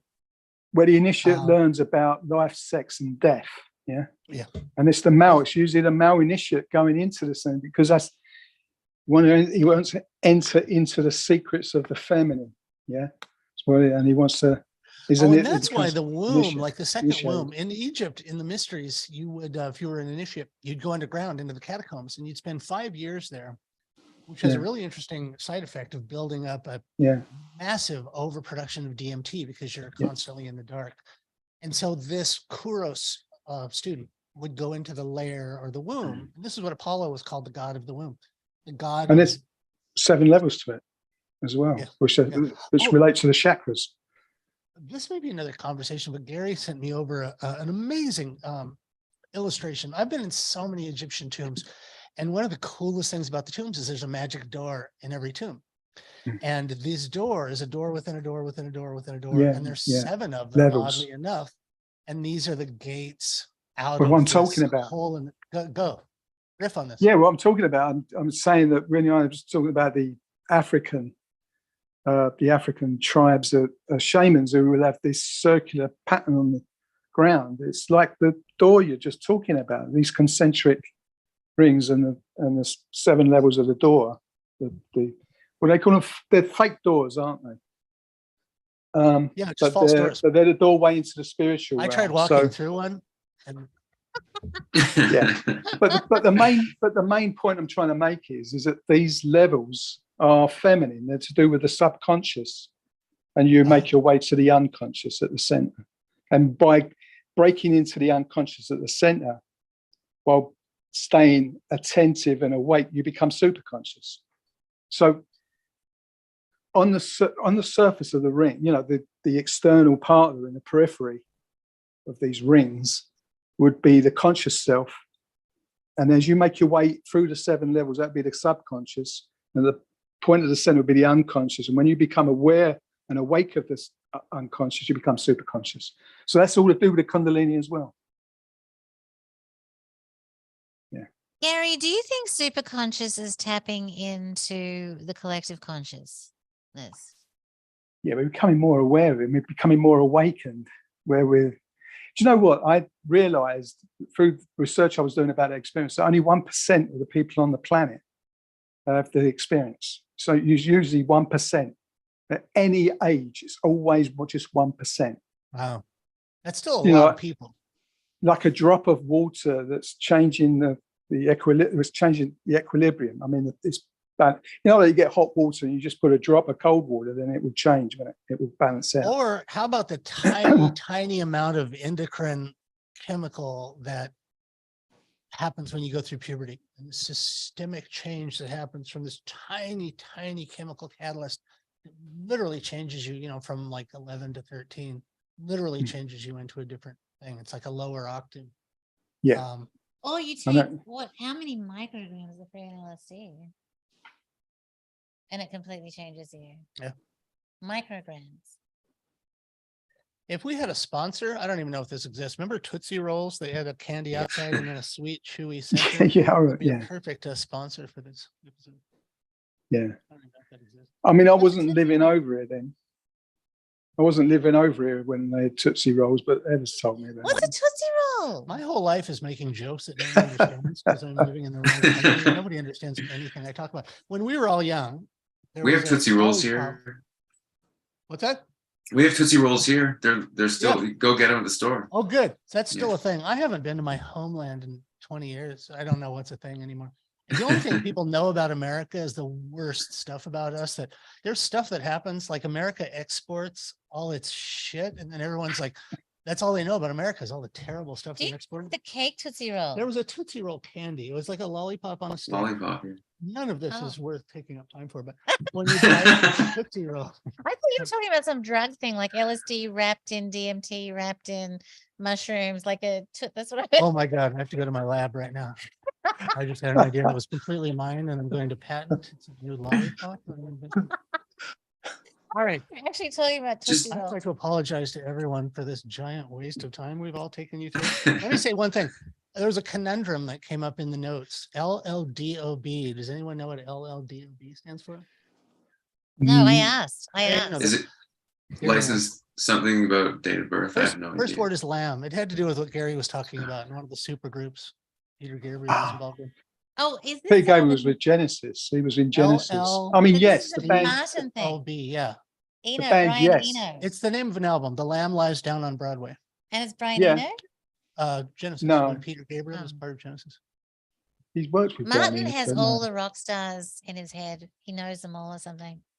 Laird was telling me about Martin. I don't know myself, but Martin knows all the rock stars. Something like that. Martin Taylor, look, there he is. Martin Taylor. That's like my two favorite guitarists. Martin Taylor. You probably have an amazing sonic resonance about you. Is his middle name Gibson? I like William Gibson. Oh. Martin. Has he hijacked our reality? Gretsch. Martin Gretsch Taylor. If your middle name is Gretsch, my friend, you have front row seat. Okay, hold on. What's the little black one called? Steinberger. Okay, I want to be Steinberger Gretsch Gibson. The little black one's gorgeous. I'll just continue my apology to all the people whose time we're wasting. All right, maybe we need to call. Gary's been standing up for 3 hours. I think. No, I'm okay. I'm okay. People don't know this about Gary. Gary's hanging like a bat. His toes are hooked into the ceiling and he's hanging upside down. All he has to do is put the camera upside down. People think he's I just hope that some of the things I've kind of been talking about is understood, that people get it. People can grasp what I'm talking about. Here's the thing about being you. You don't understand how remarkable your ideas are. I'm kind of, I don't know, full humility, because even though I've had this experience, I wouldn't put myself above people who try to look down on others or anything like that, or make myself elitist because of it. I think that this experience, when I said 1%, I'm sure there's more, it's more than that now, but it used to just be 1%. I'm sure there is a huge awakening happening very slowly, but yeah, I think at some point. It's speeding up, Gary. And honestly, Sid has a question for you that he asked about 2 hours ago. And he just re-asked it now. What advice do you have for newly initiated Kundaliniites? What advice? Yeah, what advice can you give people that have had the breakthrough? Possible question. Because one of the things, it's the insights you have afterwards and the connections you make. Because after I had that experience, I would say just write down everything that comes to mind, because you're making connections. And I used to be at work where it was a family business, it was a graphics business, it was screen printing, that kind of thing. But I used to be at work and I'd have insights come to me and I'd write anything, I'd write it down on anything that came to hand, like on a cigarette packet, I'd write whatever the insights was or were, and I would stuff all this paper, some of it, on bits of card that I'd found, because I worked on a graphics table, drawing table, and I'd stuff all that in my pocket, and then I'd get home and I'd transfer it all onto a word processor, which was only a 4 megabyte RAM machine, those floppy disks, because that was the time when 4 megabyte RAM, that's what we had. And after a while, state of the art. That was state of the art back then. And I was writing down all the connections, all these insights were coming to me, and one of them being the mini black hole, white holes, and frequencies, all to do with frequencies. And I had enough material written down. If I'd have printed it out, it'd probably come to about 2 or 3 inches, the stack of paper that it was all printed out. And that's when people were saying to me, why don't you write a book or something, But I never had any aspirations to be a writer or an author at the time. It was just stuff that was just coming to me after the experience. So it just goes to show that is a phenomenon in itself. Without all the things that I got involved in. The most interesting for me too, and for all the people I talk to, the thing that I think is the least acknowledged about all this is that there is an experience that has to do with the Akashic records and Kundalini, where anybody who has a Kundalini experience, I don't know about anybody, but everybody I've talked to, certainly 99% of people, when they have a Kundalini experience, it's almost always because of or attendant with an epiphany. When I had mine, I didn't move from my chair for about 24 hours. I can testify to this. He literally wrote and wrote and cried and wrote and cried, weeping of joy, though. But 2 notebooks, handwritten, front to back. I just sat and wrote, unfolded and unfolded and unfolded the series of epiphanies that came to me in the point. Which became Magical Egypt. Which was Magical Egypt. This little thing called Magical Egypt that just came to me all at once, sitting there. And I will go, if I live to be 100, I'll never exhaust the ideas that came to me. And I'm working on it. And had I not met Gary, of course, and Brad, none of this would have come to light. Yeah, but that's you see, my experience in '93 was leading to this, me meeting you as well, because of your own epiphanies that you've had. It's all about fusion. It's that fusion that it's like you see everything at once at one point, and then you're making your way to gathering up all the pieces of information that you saw all at once. The most important thing is write it down, because there'll be a seed, which is your start point, and then you will spend the rest of your life trying to make sense of it. But if you don't write it down, I know so many people are like, the most amazing idea presented itself to me, and I didn't write it down, and I don't really remember what. Well, that's my advice. That's my advice to people who've had a Kundalini experience. Write down your insights, what comes to mind, your connections you make. It's a connective experience anyway, isn't it? It connects everything together. I love, there's an American author, Charles Bukowski, who I absolutely love him, and William Burroughs, like the mother and father of most of my psyche and my writing skills. But Bukowski, you reminded me of the Bukowski stories, Gary, when you said you have fortune cookies and scraps of paper and receipts and Kleenexes and toilet paper that all have these little oh my God, I got to write this down. And me too. I'm covered. I'm surrounded with scraps of paper. Denise probably has notes on her on her back. I used to get headaches over this. I used to get headaches. Wow, that's something. That's too many ideas going through. My friends would come open round. your sphincter, open your mind sphincter, so you don't get headaches. My friends would come round and they say, "You coming out for a drink?" Yeah, well, I'm on the computer, right, and I'm writing all this stuff down. I'm transferring what I had during the day onto the word processor. And my friends, I'm saying, yeah, wait a moment, I've just got to finish this off. And they're pacing up and down. So much fun. And they're pacing up and down behind me, and they're looking over my shoulder at what I'm typing. And they said, What's all that bollocks? And if you just explain to them, I'm literally changing the course of humanity right now with these words I'm writing down. So just, you'll get So your they go- beer. You'll So get they kind of your elbow Guinness, each other. Yeah, they lead elbow and each lots other of these, lead and as right if to barrel. say, they elbow each other as if to say, what's he doing? What's going on there?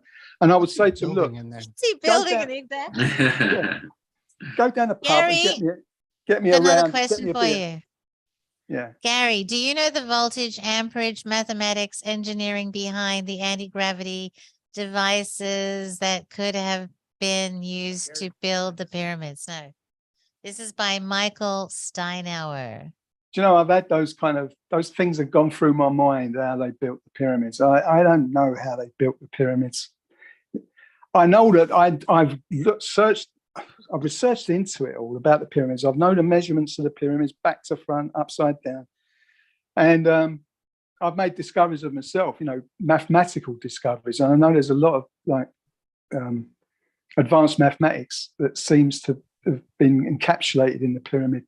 I wouldn't know how it was built, but the math just floors me, what you find in the Great Pyramid, whether it was put there intentionally or maybe, pi has so many relationships to other constants that it happens, it could all be a natural thing, that if you encapsulate pi in the pyramid, then there'll be phi, and also like the Planck's constant and all that, because they're all kind of connected. Like speed of light, I've found 9 times the speed of light. I've found 9 references to the speed of light in the Great Pyramid, both in meters and in miles per second. Yeah.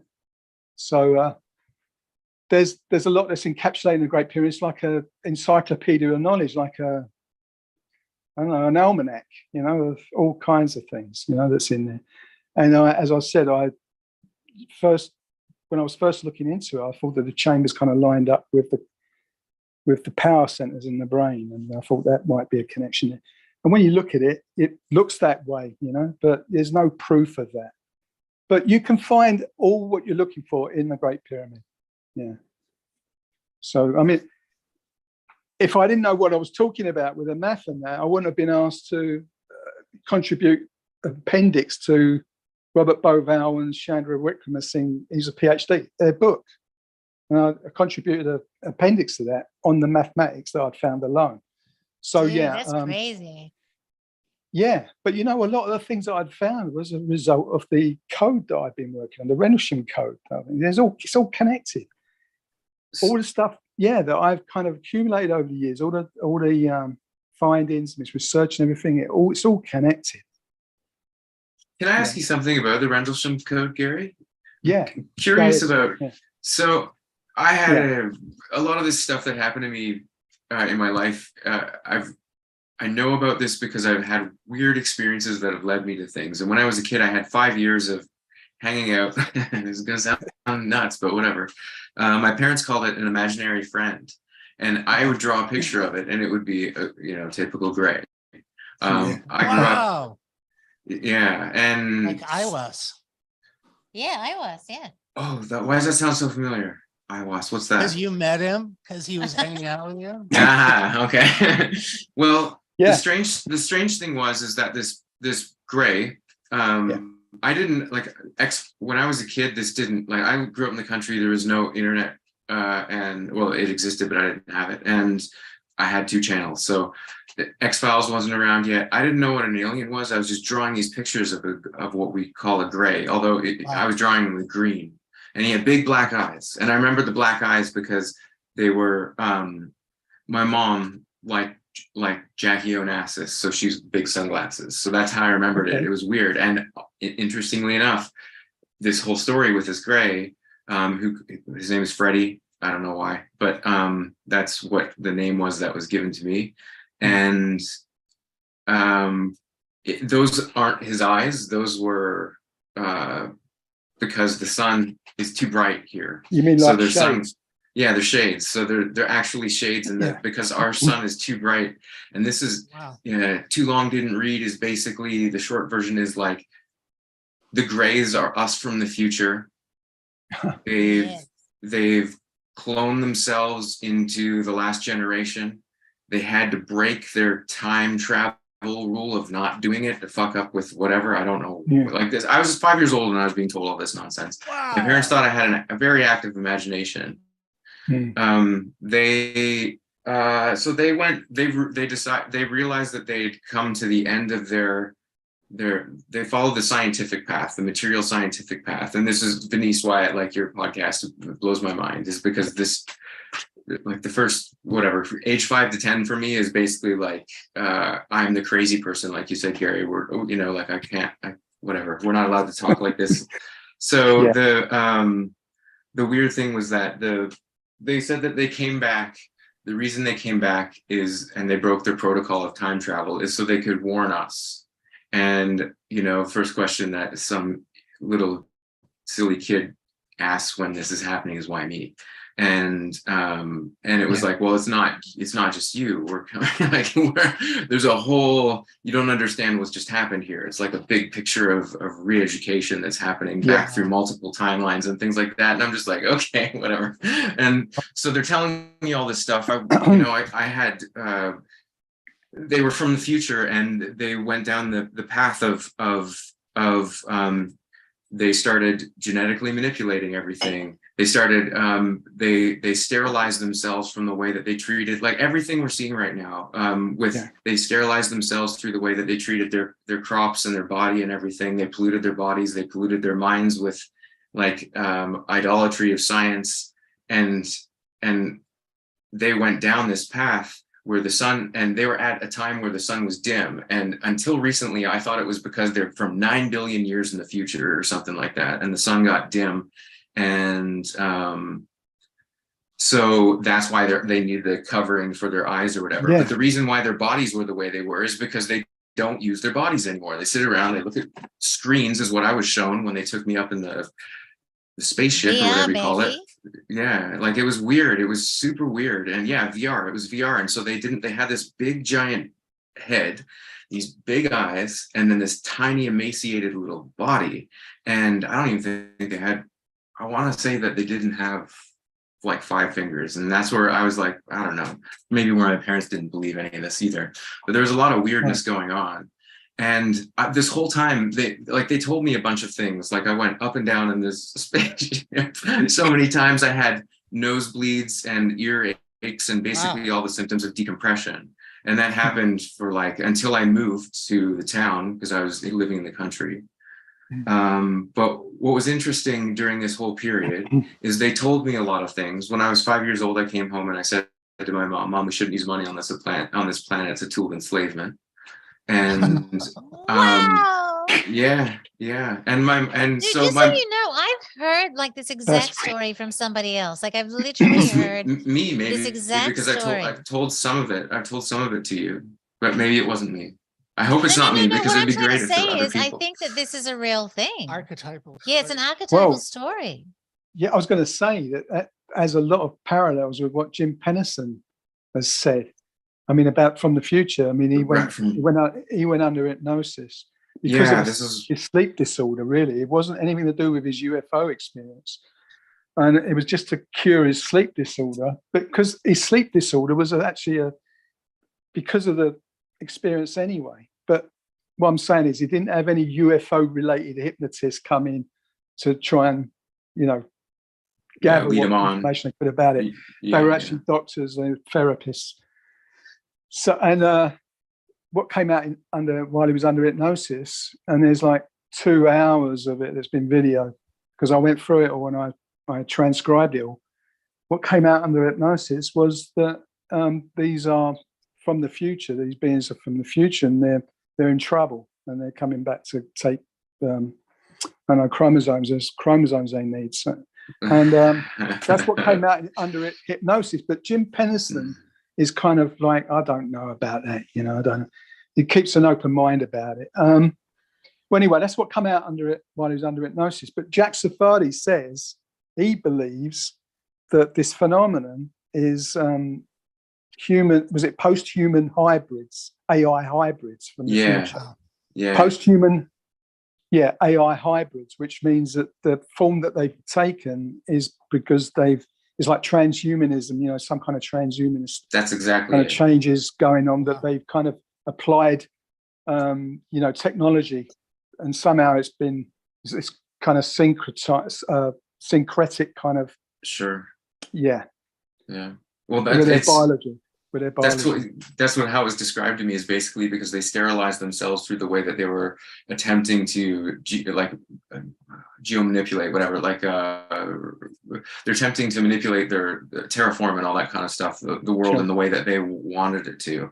And you know, until recently, when you see Bill Gates and he's like, I'm going to block out the sun because that's our solution to everything, I'm like, holy shit, maybe it wasn't 9 billion years in the future. Maybe it was right now. And the reason why I was told this crap, and I've been living my life in this weird artistic weirdo kind of lifestyle, is because like there's supposed to be enough of us that, you know, right about now in the last 2 years, we're like, look at this guy. Look at what he's doing. An interesting connection. Right, so weird. Yeah. But to me, I've been even wondering if this was something like, of course, because like, you know, 20 years of indoctrination of that's an imaginary friend, that's all in your head.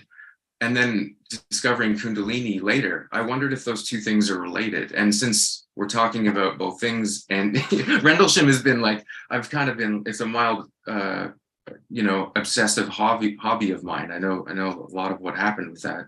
And I've been in the UFO community and disclosure since 2001, since the citizens disclosure. So I'm very familiar with all this stuff. So hearing you talk about it is kind of like, holy shit, man. It's like, that's been the path of my life, is kind of connecting all these things together. And what I mean is I can see the connections. I know that Kundalini has a lot to do with the phenomenon, and people being awakened in some, you know, for some reason. And I think it's all to do with our future. But the thing is that the code it already authenticates itself. It authenticates itself by predicting a 12-digit number that would come up 38 years later, that was determined by our physicists. Yeah. So this code, which Jim Penniston claims he received in 1980. The thick one that he just kept writing down, right? This is the same one? Ones and zeros, yeah.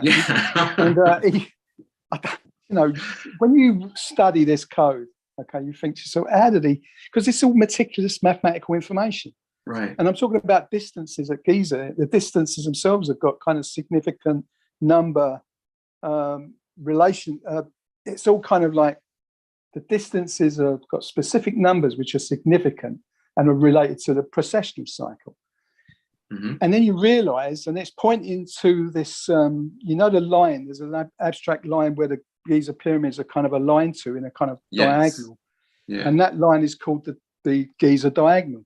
Yeah. But that's a timeline. It's a precessional timeline, because when you measure it, you find it's 2160 world cubits, which is, if you times that by 6, you get 12,960 years. I mean, if you look at it in years, if you look at the measurement in years. So it's 12,960 both ways. If you, like a pendulum clock, you measure it one way and you measure it the next. So that's a precessional cycle that it points out. And then you realize that there's got something to do with the cycle, that the precessional cycle has got cataclysm dates in it.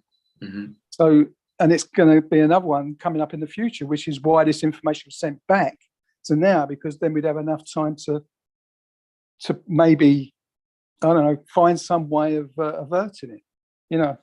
And that's what the code is. But as I said, it predicts this 12-digit number 38 years in the future, which is determined by our physics, which is the fine structure constant. Carl Sagan said, if it ever turns up in a message from an advanced civilization or intelligence, then that would make us sit up and take notice. It'd be worthy of considerable attention. And that 12-digit number determined by our physicists is what this code had already predicted. You know, so there was a movie that's recently. How it authenticates itself. There was an amazing sci-fi movie. I think it was called Arrival. I was thinking about that, but it was about this woman who was trying to learn this language of aliens, and what she discovered, there's some fundamental things she couldn't figure out about them. Once she learned the language, there was something about wrapping your brain around the structure of this alien language that liberated you from the forward flow of time. And then in the movie, I'm sure we've all seen that movie by now, she ended up solving a problem outside of the linear flow of time, which is one of those things that we all can do in potential, but nobody's learned how to do it or remembered how to do it. When I first met Laird Scranton, I gave Laird his very first job, and his wife is amazing woman, Risa Scranton, Laird and I and John West and somebody else were all sitting around talking. And Risa brought this thing up that the only thing that makes sense about the pyramid is a time loop where it was built in the future, right before some horrible cataclysm. And then we all went back into this sweet spot in the past that was maybe 30,000 years. And that's why, and when you think about that, it solves every question about the pyramid. How come the pyramid could be this eidolon? What's the word? This one thing that contains all the natural constants from mathematics and stuff. Also, this cool idea that the constants are gods and the angels are angles, you know, the universal constants like pi and phi and are the gods. And then the angels are the derivative angles that are governed by these archetypes. But anyway, the idea that the pyramid was actually the last thing that we did, or the first thing we did when we all went back in time, maybe to escape a supernova event or something. But the idea that Scott brought up and that you guys have been talking about aliens who are us in the future. And if you think about, if not too much time goes by, but I literally will not be in the same room with one of those little cancer boxes, but I go outside, everywhere I go, it's like people are chipmunks. Like in Australia, before we left Australia, you know, kangaroos have these tiny little vestigial hands, just perfect for iPhone.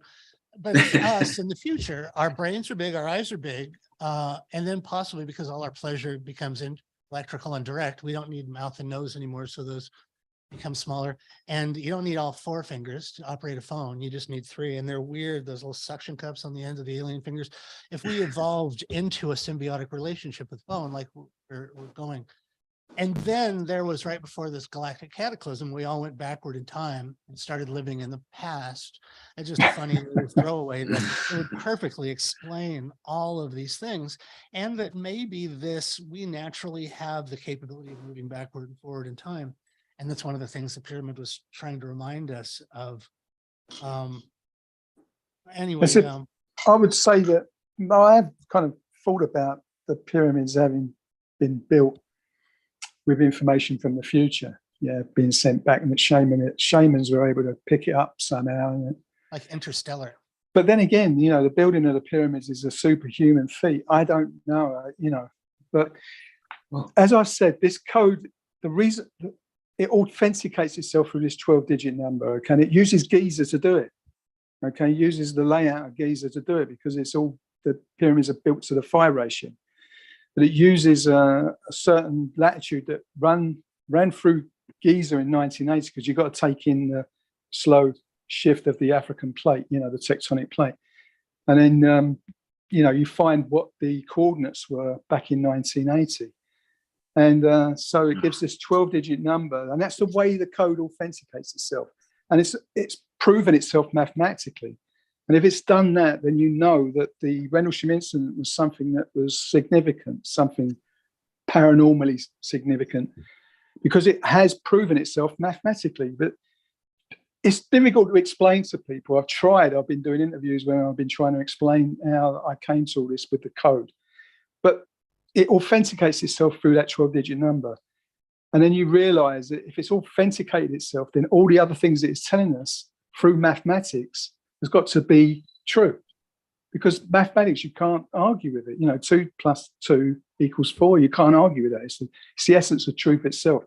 So what the code has taught me is that it's the way it proves it's showing us these things through mathematics, so it can't be refuted. Yeah, and it chose a military, you know, the military bases in England for the incident.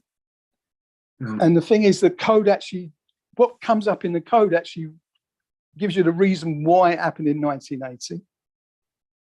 And what was predicted for 2018, 38 years later, those 2 years are connected. So because the latitude that was running through Giza at the time, it wouldn't produce the same 12-digit number, either in 1979 or 1981, only in 1980. Throughout the whole history of humanity, yet 1980 was the only year that they could give this demonstration of retrocausality, you know, information being sent back to the past that has a bearing on what's going on 38 years later, you know, which is when all this came out, which is how I found it. Got to look into it. the film UFO with Gillian Anderson and David Strathairn. The plot is about a message being sent from an advanced civilization. You know, you're led to think it's aliens, but it's the 5 structure constant is in the message, and the message is in binary code. That came out in 2018, which was the year when the binary code predicted this 12-digit number, which was the 5 structure constant. So does somebody else know about this then, do you think? Or I've been trying to get it out there to people to try and, you know, but it's mathematical. So people kind of put a wall up because it's mathematical. It's like when we were kids, we're kind of intimidated by math. I mean, I didn't like math, but it's deciphering the code. You can't help but have to use math to be able to decipher it. It's all mathematical. Yeah, or reality is like an HTML code. Like math is the HTML code of our reality. Yeah, yeah. But I think that my experience in '93 has been all in preparation for this. I've never liked math, but something changed within me where I've been able to memorize long numbers, like phone numbers. I could always memorize phone numbers. So whenever I saw numbers that were significant pop up while I was calculating it, it always led to something that was kind of, you know, like a new fact. And that's how I was working on the Great Pyramid and finding all these mathematical properties in the construction. So what I'm saying is I'm not a mathematician, but I'm kind of got an intuitive, I'm a kind of intuitive mathematician, if you know what I mean. So and this was a trait that you didn't know about yourself before your Kundalini experience. No. I didn't like math, and whenever I saw numbers, I thought, oh. But the code, because of what I said to Jim, yeah, I'll work on it, and it's taken me 12 years now because I started in 2011. I realised that I had to apply math to this because that's what the language was. It's a universal language anyway. If an intelligence was going to convey a message, it would be through mathematics because it's universal. It's the language of reality. That's Carl Sagan's message. Carl Sagan always said aliens would self-authenticate themselves through math. You're trying to communicate. Yeah, and this is what's happened with the code. But look, the thing is with the code is that people dismissed it years ago because they thought Jim Penniston had hoaxed the whole thing. So they dismiss it. They won't look at it. They won't acknowledge it. It's like it doesn't exist. I'm talking about the people in the UFO community. They just won't look at it. But the code has proven itself mathematically. It's authenticated itself for this 12-digit number that no one could have known. No one could have predicted it. And that's the big thing. That's the big thing right now. And I get the feeling that the experience I had in '93 led me to all this, prepared me for all this. This is going to be like the Kennedy files that in 45 years now, this information will become declassified and it'll be like, Obama and Trump were sitting around talking about this Gary character, and we can't acknowledge him because we don't want people to know. Look, I'm swimming against the FBI, CIA files, and it'll come to light in 45 years. At the moment, I'm swimming against the tide because there is an orchestrated or effort to kind of dismiss the code and you know, discredit it. And Jim Penniston. Look what's happening to Graham right now. Graham's in a rainstorm of just character assassination for no reason other than let's poison the well because we can't attack his argument. And you were like, you know, of course, you were the archetype of that. And I don't think, maybe a bit esoteric to this conversation, but I don't think it was an accident that Nick Pope was there. I think in that intelligence community way, they're really good at making it seem like you probably think you initiated the conversation with him, but what a weird coincidence in all of England. Nick Pope is this high-ranking intelligence. Well, he was MOD, wasn't he? He was MOD. Yeah. He sought Gary out, and he sat in Gary's bar until he came in, but made it seem like Gary walked up to him. Spooked him. I used to see Nick Pope. Oh, let's listen to this.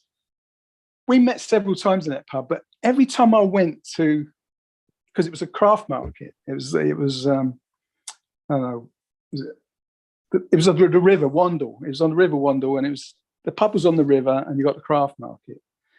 And every time I was walking around that area, because it weren't far from where I lived, I would see Nick Pope always like come around the corner carrying groceries or whatever. It's like someone had wound up a Nick Pope clone and sent him in my direction. Because I It's a was nice seeing him touch everywhere. carrying groceries around, so you have plausible deniability. Sometimes I just walk around with groceries. I was seeing him everywhere, and when I did, it was like, oh, hello, Nick. Hello, all right, Gary. And then Jim Penniston gets in touch with me like years later. Even when Nick Pope, at the time when I was talking to Nick Pope, he was interviewing Jim Penniston with Georgina Bruni. How weird is that? See, it's like this code I've been working on. There's a lot of people that I've met through synchronicities, you know? It's like it's a synchromesh phenomena that's kind of pulling us all together. Right. And they're either directly related or indirectly related, but Robert Anton Wilson talks a lot about that coincidence control and synchronicities. Yeah, like it's been micromanaged somehow. Yeah, you know. We lived in East Hollywood for a while, and I wouldn't see Nick Pope in the bar, but when I'd go into the men's room, I'd see him there all the time. And there was these little holes between the stalls I could never figure out. It was like if you had to have a secret conversation in the men's room in West Hollywood, there's these holes in the door where you could secrets. Anyway, go ahead. I'm sorry.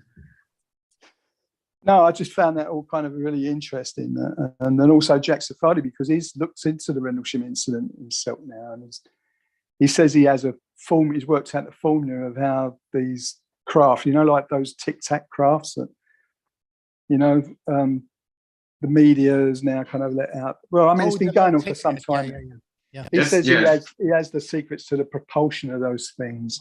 Gary, did you ever notice that tic-tac came out on the day that Los Angeles was set on fire, you know, from those directed energy weapons?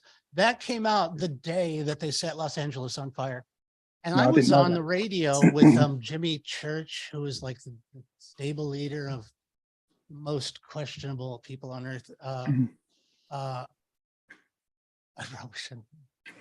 We're going to edit that out, all of you who just saw that live. Anyway, on the day where we all should have been talking about the fact that LA just got set on fire, a bunch of people came out and everyone was all excited about that little tic-tac, which is it's the most underwhelming UFO footage I've ever seen, but it was perfectly timed to clog the news channel so that nobody would be talking about the fact that Los Angeles was set on fire that day.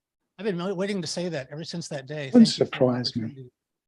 I'm going to be the woman, the limiting force. Pillar of severity.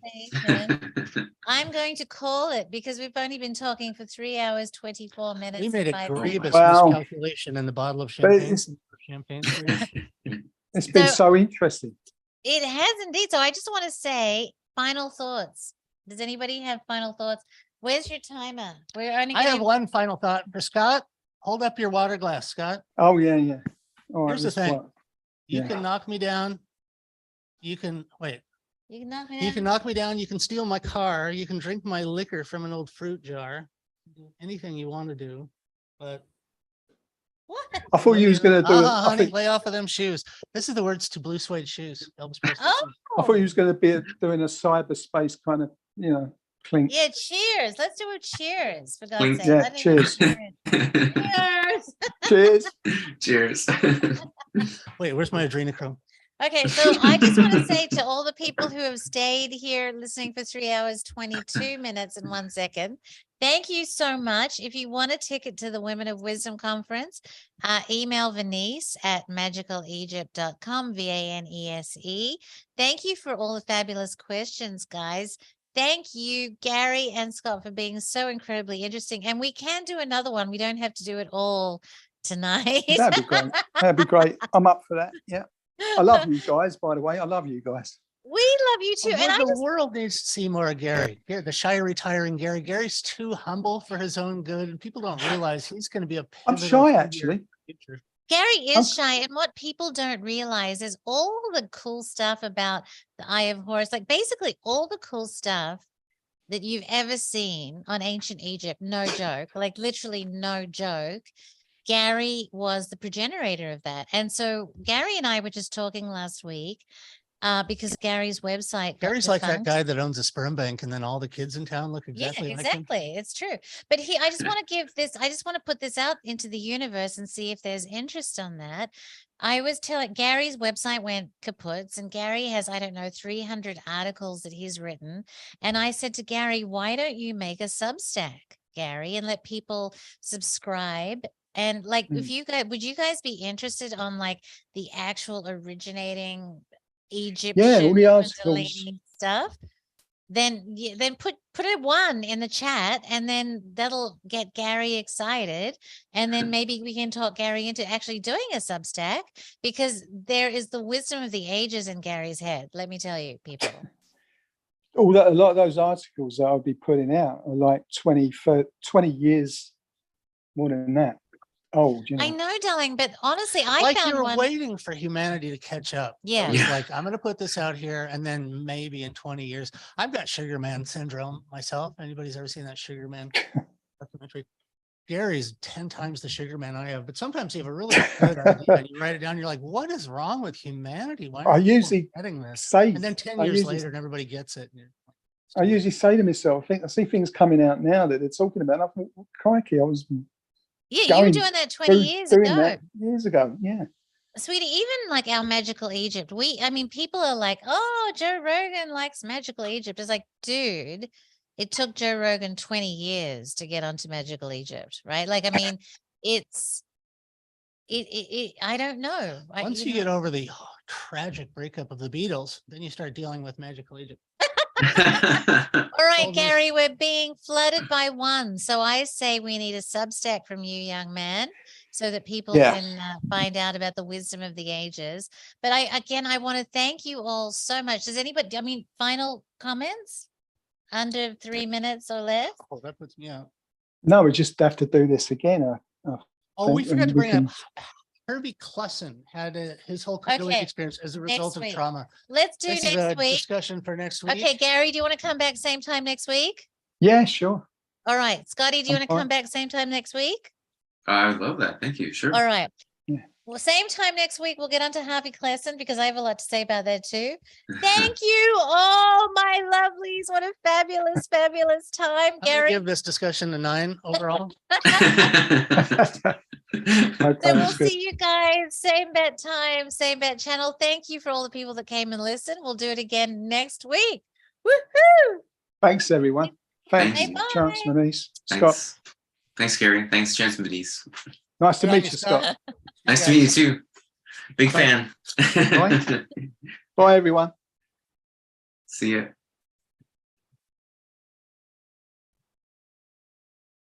All right, so end stream is ended. Okay.